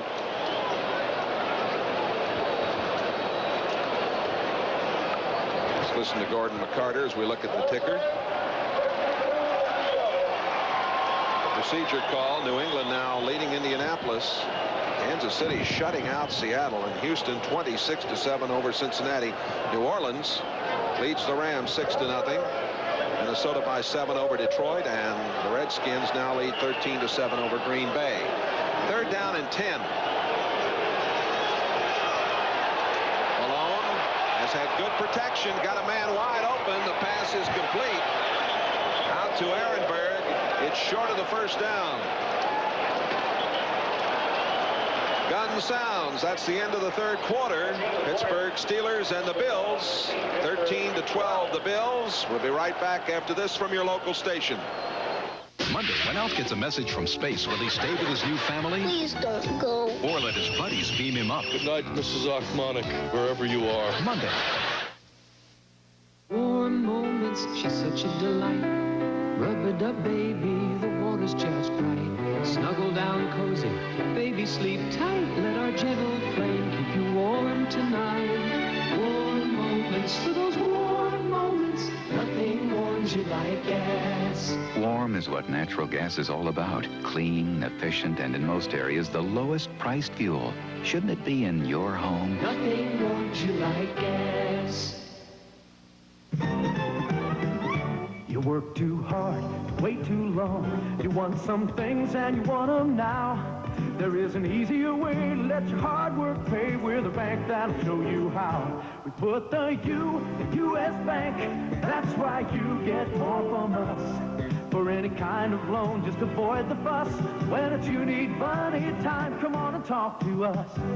When it's you need money, time, come on and talk to us. If you're fed up with bite-sized screens that leave you hungry for more, Zenith's new digital 27-inch stereo TV serves up a feast for the eyes. Zenith. Quality. Compare camcorders and you'll see why Zenith's lightweight, autofocus, compact VHS wins. Single-handedly. Zenith. Quality. JAC will take you there. Well, Newsom now will have to punt into the wind. Coach Chuck Knowles very upset they did not get that first down. Time ran out on him. And now Newsom must punt into the wind. Ron Pitts is back, and the shoe is on the other foot. Look at that.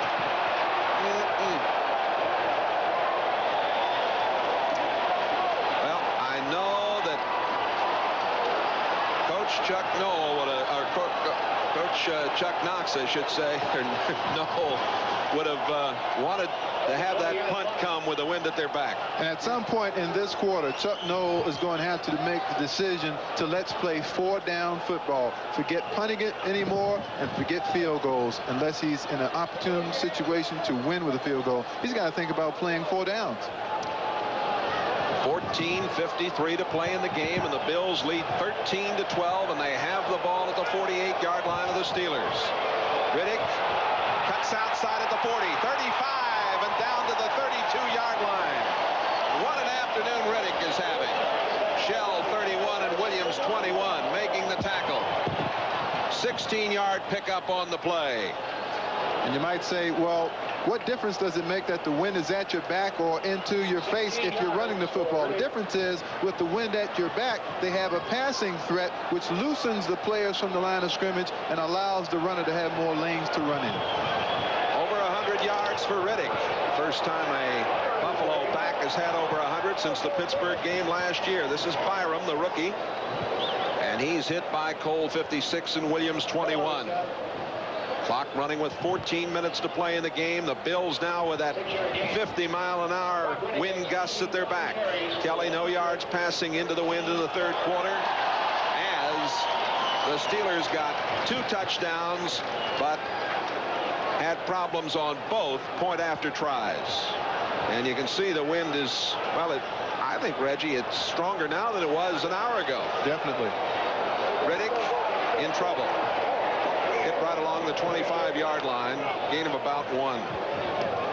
Gary Dunn, 67, was there. I'll tell you what's important for Buffalo now is that they make sure they do not turn the football over, Jay, and kick a field goal if nothing else, because a field goal will not beat you from Pittsburgh. Pittsburgh would then have to score a touchdown, and we can tell you right now that it's going to be awfully difficult to score a touchdown going into this win. 3rd down and 3. And the Steelers jump offside, and another penalty will go against the Steelers and give the Bills a first down.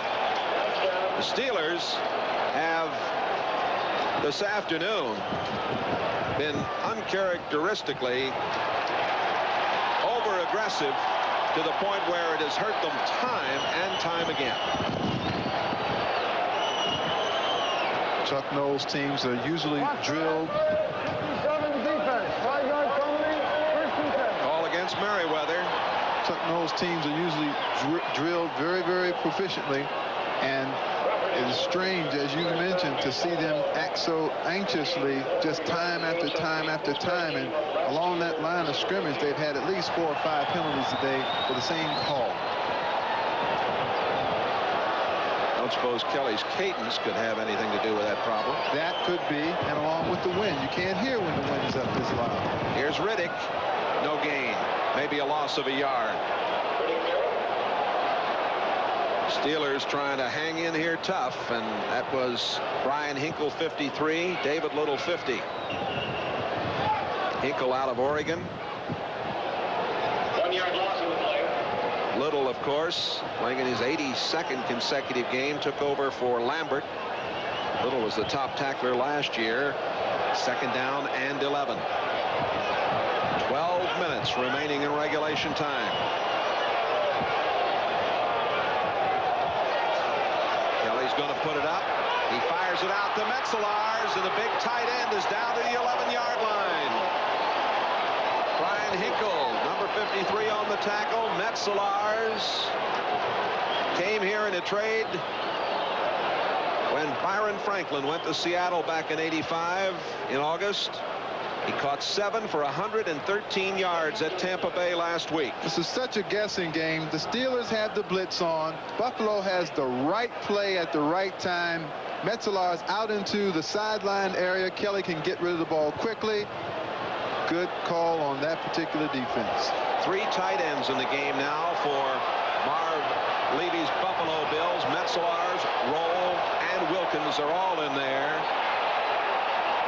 Don't think they got it. He lost yardage. Yep, that was Byram trying for the first down.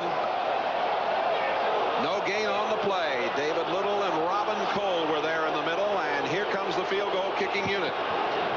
Well, we know this is no sure thing. No, we've seen a couple of problems for the Steelers when they had the wind at their back in the 3rd quarter. They missed both point afters. Now, the key here, of course, is the good snap and the good hold by John Kidd for Scott Norwood. The ball will be spotted at the 20. It's a 30-yarder with the wind at his back.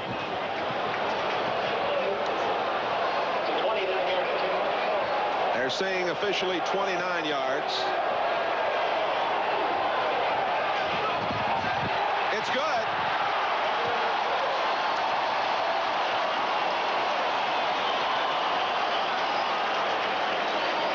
The Bills increase their lead to 4 as Scott Norwood gets the good hold and bangs it through. This baby will blow the doors off anything on the road, just like a BMW. Isn't she a beauty? BMW would build one like this. You think BMW has advanced technology? Listen to this. Your door is open. Huh? For about $22,000, you can own a BMW 325, or the hollow feeling of having settled for less.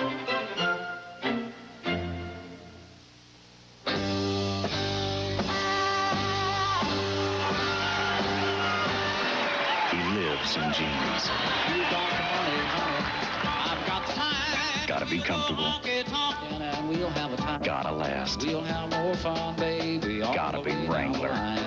If you got the money, honey, I've got the time. A legend in jeans. Wrangler. Bob, I need a trainer. How about Eddie? He's just a kid. So was I. You've worked long and hard to get there. When the time comes, you hope you're ready. You make America work. This buzz for you. Here's to you. Beechwood Age for that clean, crisp taste that says Budweiser. This buzz for you.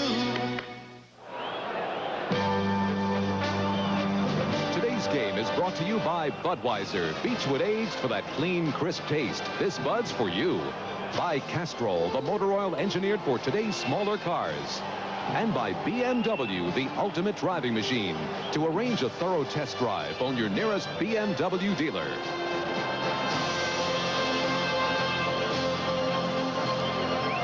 Jay Randolph along with Reggie Rucker. There's the scoring. See the goalposts. They look like they're on a three-masted schooner out in the water. Look like your moves, yeah, huh? look like my shaking. Yeah, we used to make some good moves. No question about that. The kickoff, a short one. And Sanchez has it at the 15, at the 20, and gets maybe across to about the 25-yard line. Time to check in on the ticker. Atlanta's finally on the board, but the Jets leading 28-7. New England now taking command in Indianapolis. Chicago leading Tampa Bay in the fourth quarter. Houston 26-7 over Cincinnati, and Kansas City continuing to shut out Seattle. New Orleans shutting out the Rams. Washington leading Green Bay. Minnesota by 7 over Detroit. First and 10 at the 26-yard line for the Steelers. They're down by 4. 10 minutes to play. Steelers have not been able to get their running game on track today.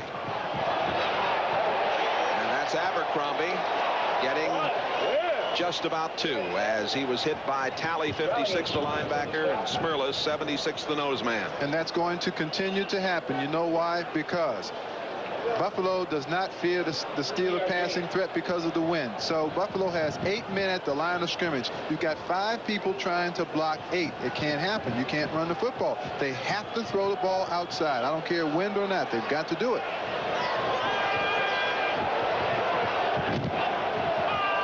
Ouija Thompson going in motion. Malone using play action over the middle. It is complete out at the 34-yard line to Ouija Thompson. And the stop made by Ray Bentley, number 50. And they're short of the first down by about a yard. That's a good play. Good play here. He puts Ouija Thompson in motion so that he can get him on the run and come back across the grain of the field. Good look away by Malone. Hits Ouija Thompson underneath. Now that's a good play. Good safe pass that can be thrown into this wind. They take Sweeney out and put Mark Benning, 66, an extra lineman up front. And going for the first down, it is Ernest Jackson, penalty marker down. It looked like Jackson got enough for the first down, but it also may be a penalty against the Steelers. It's against Pittsburgh. Holding. This offensive line had been so spectacular all year long when they played together because they hadn't been holding. They hadn't been giving up sacks. Holding, number 52 offense. 10-yard penalty. Mike Webster, the center, number 52 against Smirlis, the nose man.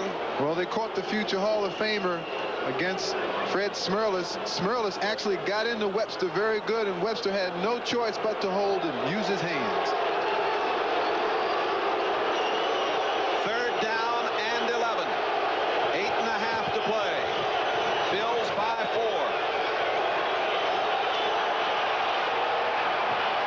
Malone gets it out to Abercrombie. Abercrombie close to the first down. It looks like he's got it at the 36. Close or not, Jay, they got to go for this. I think that even if they're a yard short on 4th down, they need to go for this. Well, they got it. It's a first down for Pittsburgh, a big play for them. Martin Bayless, number 43, the strong safety, made the tackle. As they continue with this drive, Jay, look for Chuck Noll to just do away with any kicking at all. They need to run on all 4 downs. They need to play the first downs.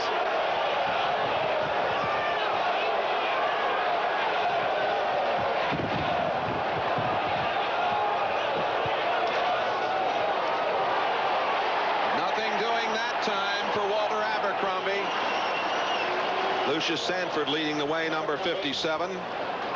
Zeke Bayless congratulating Sanford. Sanford, a starter the last 8 years here, had back surgery in the offseason. There he is, number 4 draft choice, played at Georgia Tech. Look at all of the people up around the line of scrimmage in blue shirts. Good pursuit to the ball. Right side of the screen, number 57 is Sanford. He jams up that play, causes Abercrombie to go inside and get stopped in the backfield. It'll be 2nd down and 12. Number 86, Gothard, the tight end, in motion. Great protection here. And coming back, trying to make the catch was Weegee Thompson.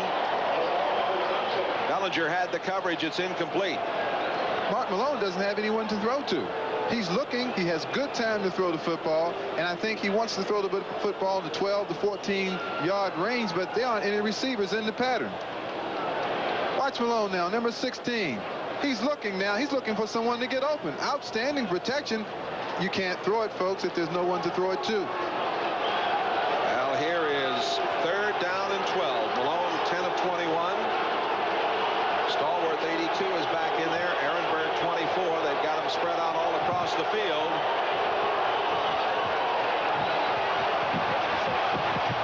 And the pass is incomplete at the 45-yard line. It went right through Ehrenberg's hands.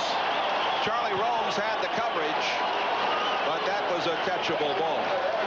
That was a catchable pass, and one of the things that Romes did, he was looking into the backfield, so he was able to leave John Stallworth, who he was defending, and go help on the pass to Ehrenberg. And a hopeless situation for Harry Newsom, who has to punt against this wind. And a little squiver at the 49-yard line, and the Bills lead by 4, and they have the football near midfield.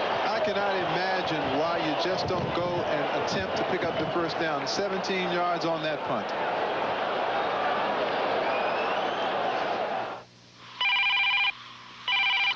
Hello? Yeah, I got your proposal. When you have a phone that remembers 20 numbers and redials with one touch and automatically gets through when a busy line is free, and a whole lot more, you can get plenty of office work done at home or run your business from wherever you choose to live. We got a deal. Okay, bye-bye. G. No, GTE. Who has transformed video cameras, making them more compact, simpler, more colorful, more fun? Who? RCA, with the new Pro Wonder camcorder, the camera and recorder that uses standard VHS cassettes plus solid-state technology for brighter, more colorful memories. Pro Wonder. If you settle for less than RCA, that's exactly what you'll get. You might be able to make it on your old antifreeze another year, but then again, you just might find yourself left out in the cold. Driving just 10,000 miles on weak, neglected antifreeze can cause freeze-up and make a radiator look this bad, while the Prestone radiator looks this good. So, for maximum protection, don't push your luck. Change it once a year, every year, with fresh Prestone. The courageous story of 2 heroes who fought a faceless enemy. Gotta make them listen, Mark. And one, John Ritter and Alfre Woodard, Unnatural Causes, Monday. Well, trying to punt is very futile, but this one was almost blocked. Watch in the center of your screen, number 79, Dean Prater. Had he gone in front of the kicker rather than at the kicker's foot, he would have blocked that. Went right through his arms. Prater. First down, Riddick, and he is hit behind the line of scrimmage on a fine play by David Little. Little, number 7 pick in 71. There's the ticker. New England stretching it out now. Yeah. Houston leads 29-7 over Cincinnati. Minnesota by 7 over Detroit, and Washington leading Green Bay now 16-7. Redskin fans have got to be breathing a little easier. 2nd down and 12. Kelly, and almost intercepted at the 40-yard line. Kelly was trying to get it to Andre Reed. John Swain, the old teammate of Kelly's, almost picked it off. Outstanding defensive position by John Swain. Kelly's looking right all the way, so Swain knows that he's coming his way and breaks in front of Andre Reed on the play. It's going to be 3rd down and 12. 5 minutes, 55 seconds remaining to be played. Bills lead at 16 to 12.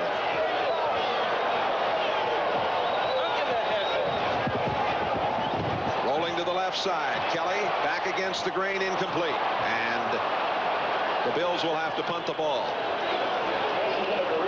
Andre Reed, number 83, the intended receiver. Kelly a little out of control rolling that time. Tough throw back against the grain.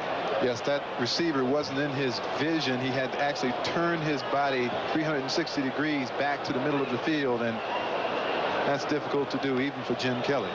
Rick Woods is back to receive the punt from John Kidd. There is Woods.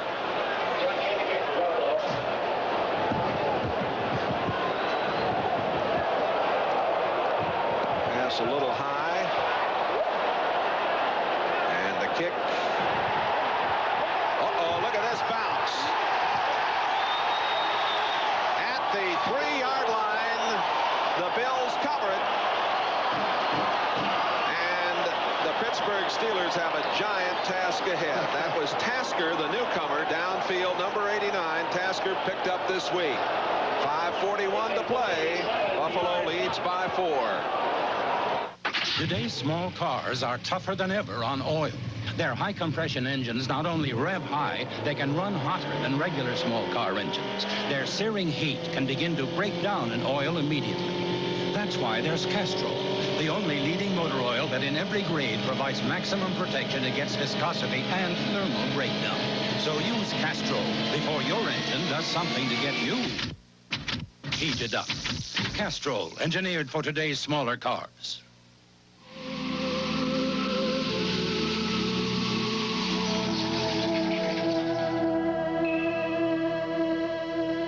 An idea can happen anytime. And when you work for Hewlett-Packard, you don't just sell business computing systems, you solve problems. So when you have an idea, you do something about it. You never stop asking, what if? You know that electronic mail project for the bank? What if we used HP Message?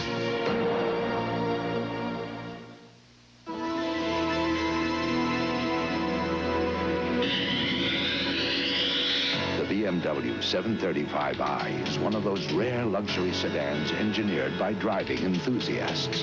While other luxury sedans announce to the world you've arrived, the new BMW 735i offers you the considerable advantage of arriving a bit sooner. For a test drive, contact your local BMW dealer.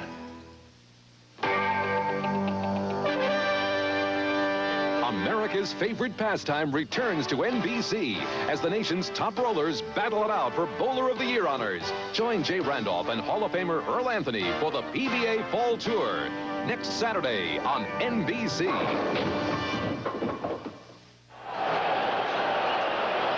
Marv Levy's Bills lead at 16 to 12. Levy, the only man to have been a head coach in the Canadian Football League, the USFL, and the NFL. Chuck Noll, his Steelers have got a tough assignment now. First down, the pass over the middle dropped. The tight end Gothard couldn't hold on. Marv, the linebacker on the inside, number 54, had the play. Now there's a flag down. I am reminded Hugh Campbell also coached in all 3 leagues, didn't he? Yes, yep, Canadian League, that's right. LA Express, and of course the Houston Oilers. That's right.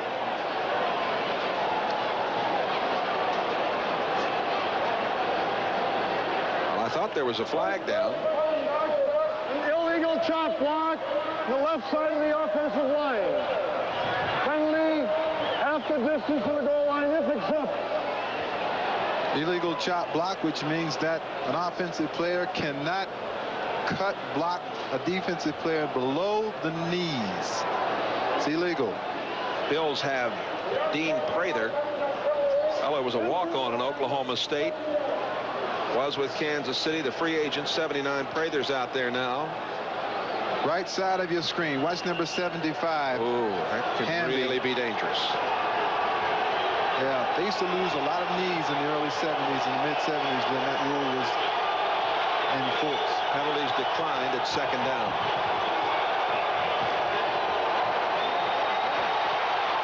Pass comes out to Jackson. Jackson up the sideline, out of bounds at the 18-yard line. Darrell Talley ran him out over there. It's a first down. Good piece of running by Ernest Jackson. One of the few times today he's been able to get the football with some room to run. He had trouble holding on to the ball. Watch it here. Ball floats around just a little bit. Malone looking away, then coming back to Jackson, who stays with that ball nicely and then starts up the sideline. Good game from Ernest Jackson. 12-yard pickup on the play. 5.5 minutes to play.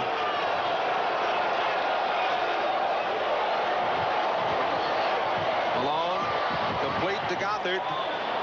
Gothard gets it to the 34-yard line. Ray Bentley, free agent from Central Michigan, number 50. Fellow inserted into the lineup today. You see him there because he does so well against the run. He played in the USFL. He made the tackle. The Bills have to make sure defensively that all they do is keep Steelers in front of them. If they don't make any unwise decision to break on a football and miss and let somebody go deep for a touchdown, then it's going to be very hard for Malone to move this ball the way he's doing it. Second down and 4. Luigi Thompson going in motion. Lots of time again. The ball batted and incomplete. Well, certainly Malone has had all kinds of time. But it is a very tough day throwing against those gusts up to 50 miles an hour. And when you don't have your best receivers in the football game, particularly a Lewis Lips who can break the game open on one play, then the defense is not threatened at all. As Fred Smerlas in the center of your screen, number 76, being handled by 2 Steelers, and he still gets his hand up in time to knock the ball down. Third down and 4.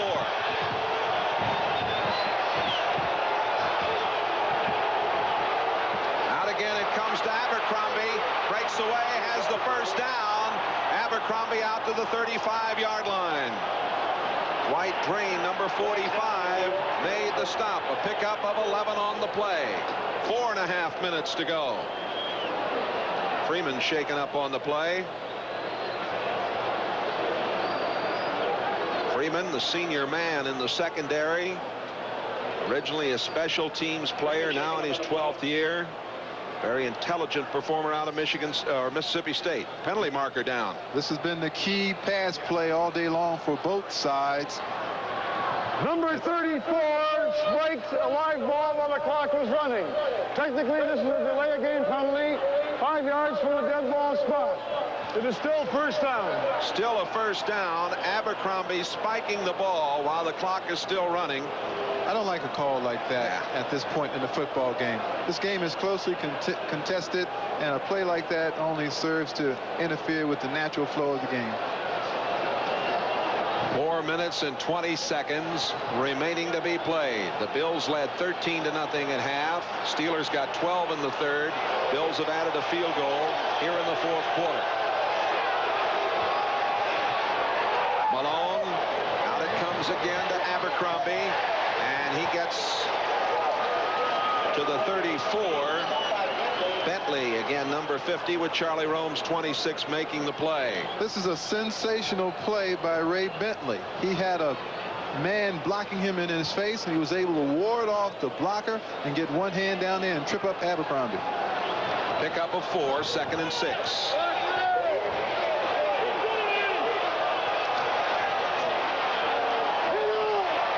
Malone goes down. It was Mike Hamby, number 75, first sack of the day for the Bills. Wrong time to take a sack like that. Mark Malone has to get rid of the football, but he's had such comfort back there throwing the ball that I think he was lulled into a false sense of security that time. Hamby, a 6th-round draft choice. Let's take another look at it. Now watch how long he has to throw. Once again, Malone isn't getting people to get open for him. You got to get open downfield. 3rd down and 16.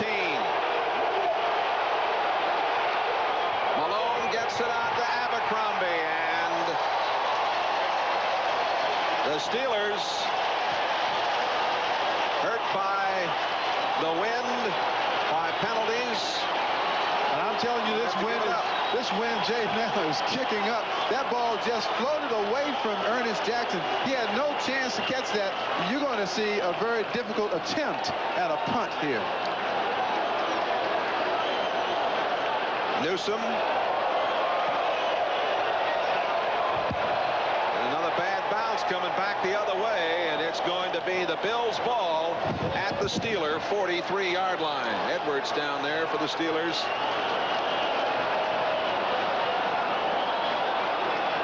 Coach is winning. Everybody's around Marv Levy. Chuck Knoll, a loner over there on his side of the field. No man is an island. 3 minutes to go. The Steelers need a turnover. They need to make something happen. The Bills need to hold on. If they do, it'll be the first victory for a Bills coach in his first game. Byram banging forward. Gets inside the 40-yard line.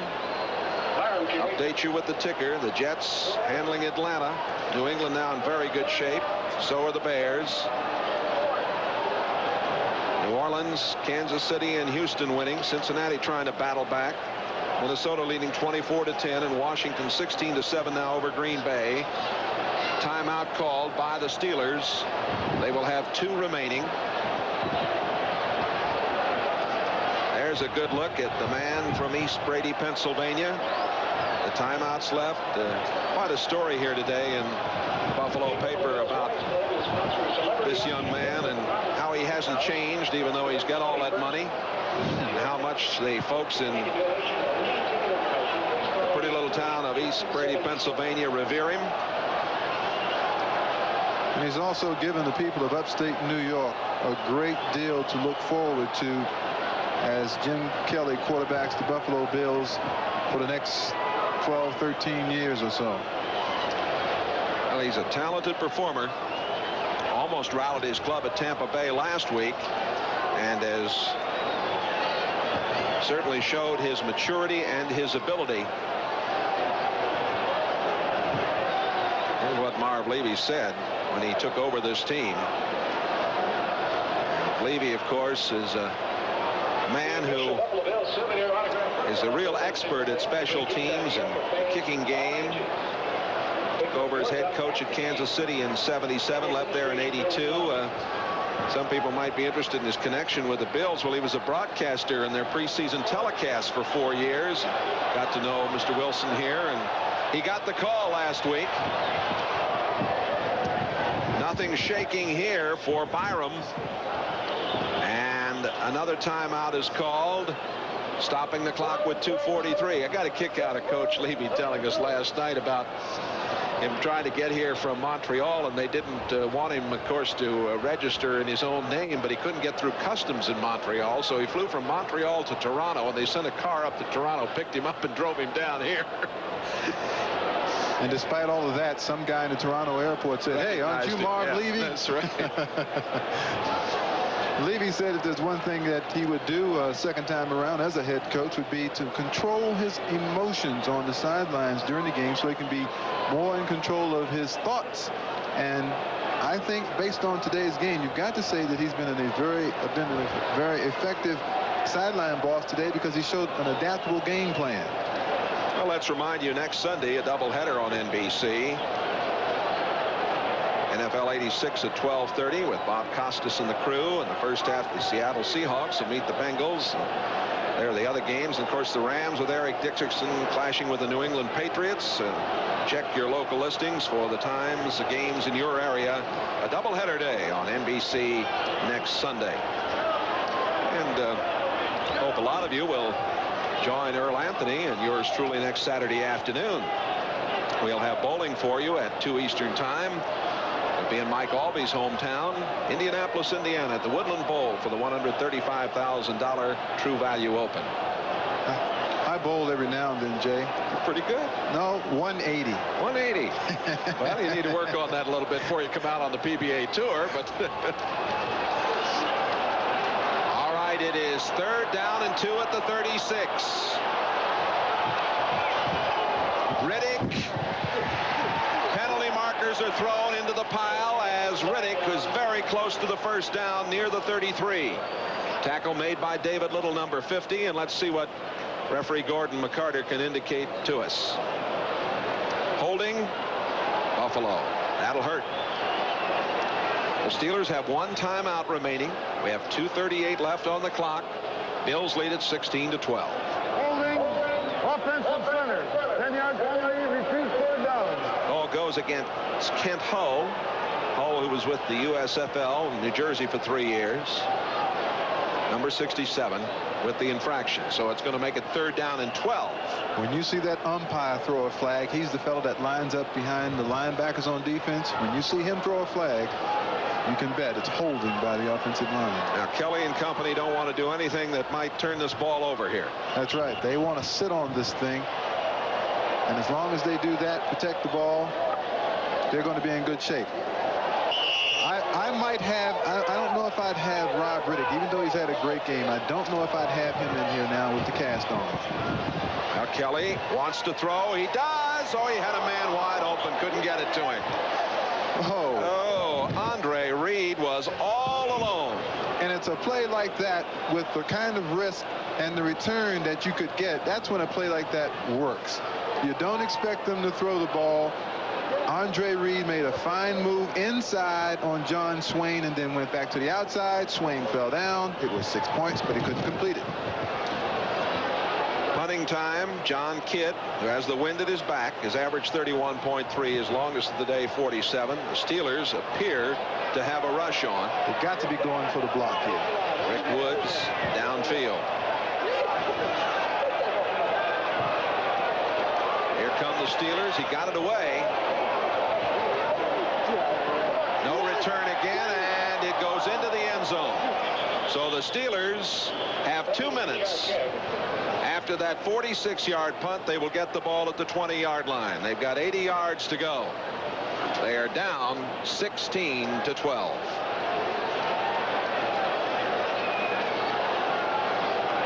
To be no secret about what has to happen here. There's very little time to run the football. The Steelers have already used 2 timeouts. They've got 1 timeout left and the 2-minute warning, so you can look at that maybe as being 2. And the 2-minute warning will come right after this first play. They have to throw the football, and they've been doing it by throwing it to Abercrombie out of the backfield. Let's see if they continue with that. Ehrenberg is in there. He's set in the slot on the left side. And the handoff coming to Abercrombie. Abercrombie gets out of bounds as he got up to the 22-yard line. 1:57 on the clock. Martin Bayless, the safety man, 43, ran him out. So the 2-minute warning is given here at Rich Stadium. The Bills lead at 16-12. AT&T, the right choice. Against the Vikings, Philadelphia's Wilbert Montgomery rips Minnesota for 98 yards, trailing by 5 with 1 second left from the Viking 1. There's time for only 1 play. Should the Eagles call on workhorse Montgomery once more or cross up the Vikings with a pass? What would you do? This is a cover story taking shape for Time magazine, but late-breaking news stops the presses. Time puts AT&T Skynet digital service into action. Via satellite, a new cover story is transmitted instantly, accurately, and rolls off the presses in under 24 hours. Let us show you how AT&T digital services can help your business. AT&T, the right choice. What did you decide? With a Viking defense keying on Montgomery, Ron Jaworski throws to tight end John Spagnola for a heart-pounding victory. The Eagles made the right choice. Well, a big day for the Bills, but the Steelers still with the opportunity, although it's very tough going against that wind, Reggie. Nonetheless, I think that Mark Malone has to throw the ball to maybe Calvin Sweeney, who has the speed to get deep. John Stallworth's experience will be worth something. He should be in there working inside. And, of course, Weegie Thompson, who has already caught a touchdown earlier in the ball game. They need to feature these players because if they don't have a chance to get this football 80 yards. This wind is, if anything, increased as the game has gone along, and the last report we had were that the gusts were right around 50 miles an hour. Glad I'm not up there in a light plane today. Let's pause briefly for station identification. This is the NBC television network. WJAC TV6 in Johnstown. Reggie Rucker, Jay Randolph with you. Second down and 8. Bills lead it 16-12. Double pump and the pass is complete. Out to Sweeney, and Sweeney is out to the 43-yard line. Reggie, you mentioned that might be the receiver they'd have to go to get something happening. Clock running with 1:40 to play, a pickup of 21 yards. One timeout left for the Steelers. Malone trying to rally him, and the pass on the far side, a complete pass on a sensational catch by Sweeney at the 45-yard line. Isn't that amazing? Penalty marker down. Going to be a holding call. It'll nullify it. And boy, the Steelers are really upset. And well, they should be. Holding, 73 offense. 10-yard penalty, repeat first down. Call goes against the Orchard Park native Craig Wolfley. Number 73, coming back from knee surgery and coming back to his hometown. It didn't amaze me as a player, and it doesn't amaze me now how you can move the football within the last 2 minutes when you couldn't move it all game long. A minute and 30 to go. First and 20 now.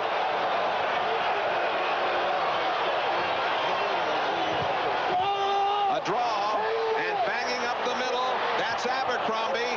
And he got a big chunk of it back as he reached the 49-yard line before Derek Burrows, number 29, an extra defensive back in the game, made the play.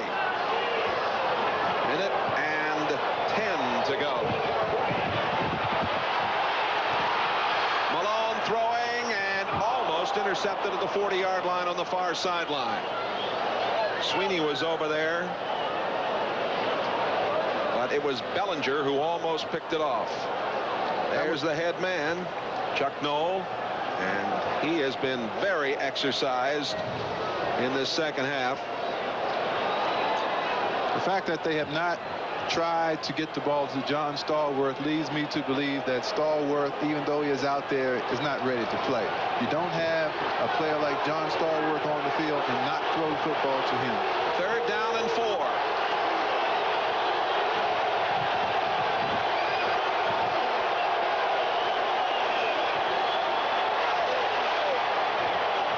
Complete for a first down to Ehrenberg. Ehrenberg took it in and got it down to the 44-yard line. 50 seconds to play. One timeout left for the Steelers. Malone throws outside, and the clock's still running as Sweeney couldn't get out of bounds. Bellinger made the stop, and now timeout is called. That will be the last timeout for the Steelers. The Bills lead 16-12, 34 seconds remaining. The 1986 Indianapolis 500 champion, Bobby Rahal, winner of the fastest Indy in history.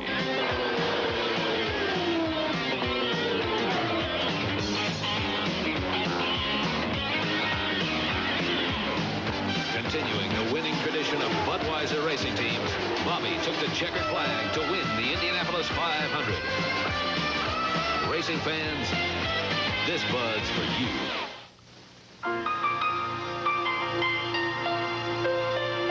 How much longer till we get there? About 20 minutes.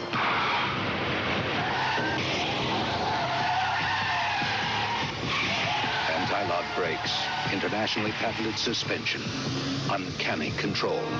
Conventional luxury sedans are built to survive accidents. BMW 520AT is built to avoid them. Let's see if they're okay.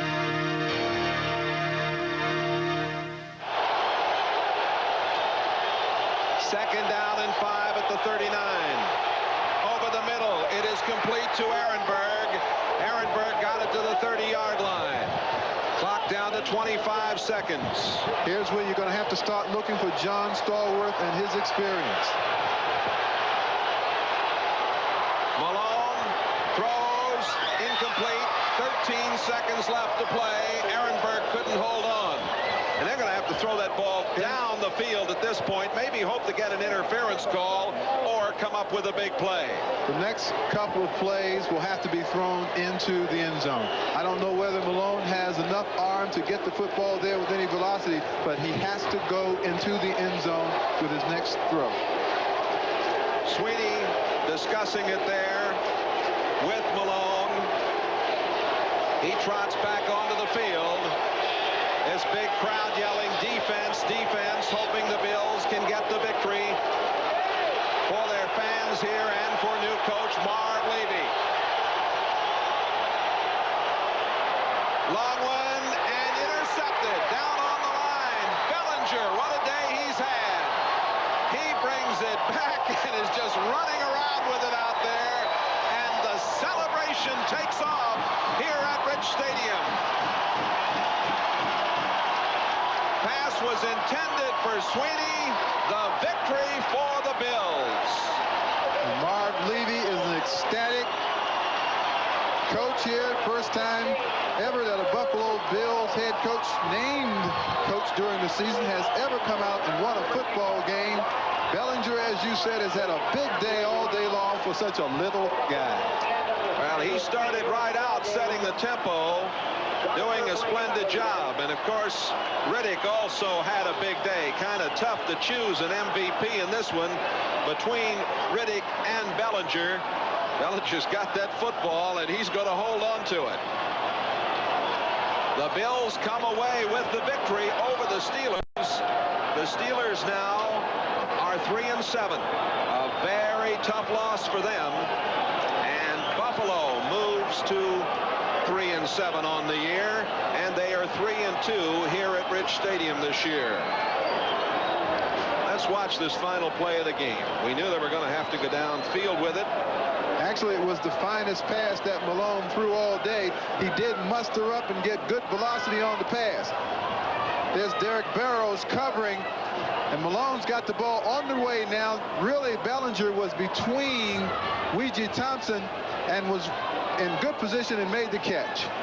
Well, our Budweiser MVP, the Most Valuable Player Award, sponsored by Budweiser, goes today to Rodney Bellinger, the third-year man from Miami, and Budweiser will make a contribution to the United Way on behalf of all the MVPs selected, of course, in today's games. Well, it was a big victory for the Bills. A tough day for both clubs when they had to go against the wind, no question about that. Well, it was a reward also for the fans coming out here to this game today. Buffalo 16, Pittsburgh 12. We'll be back with the Budweiser NFL report and Bob Costas after these messages from your local stations. The abstract term good television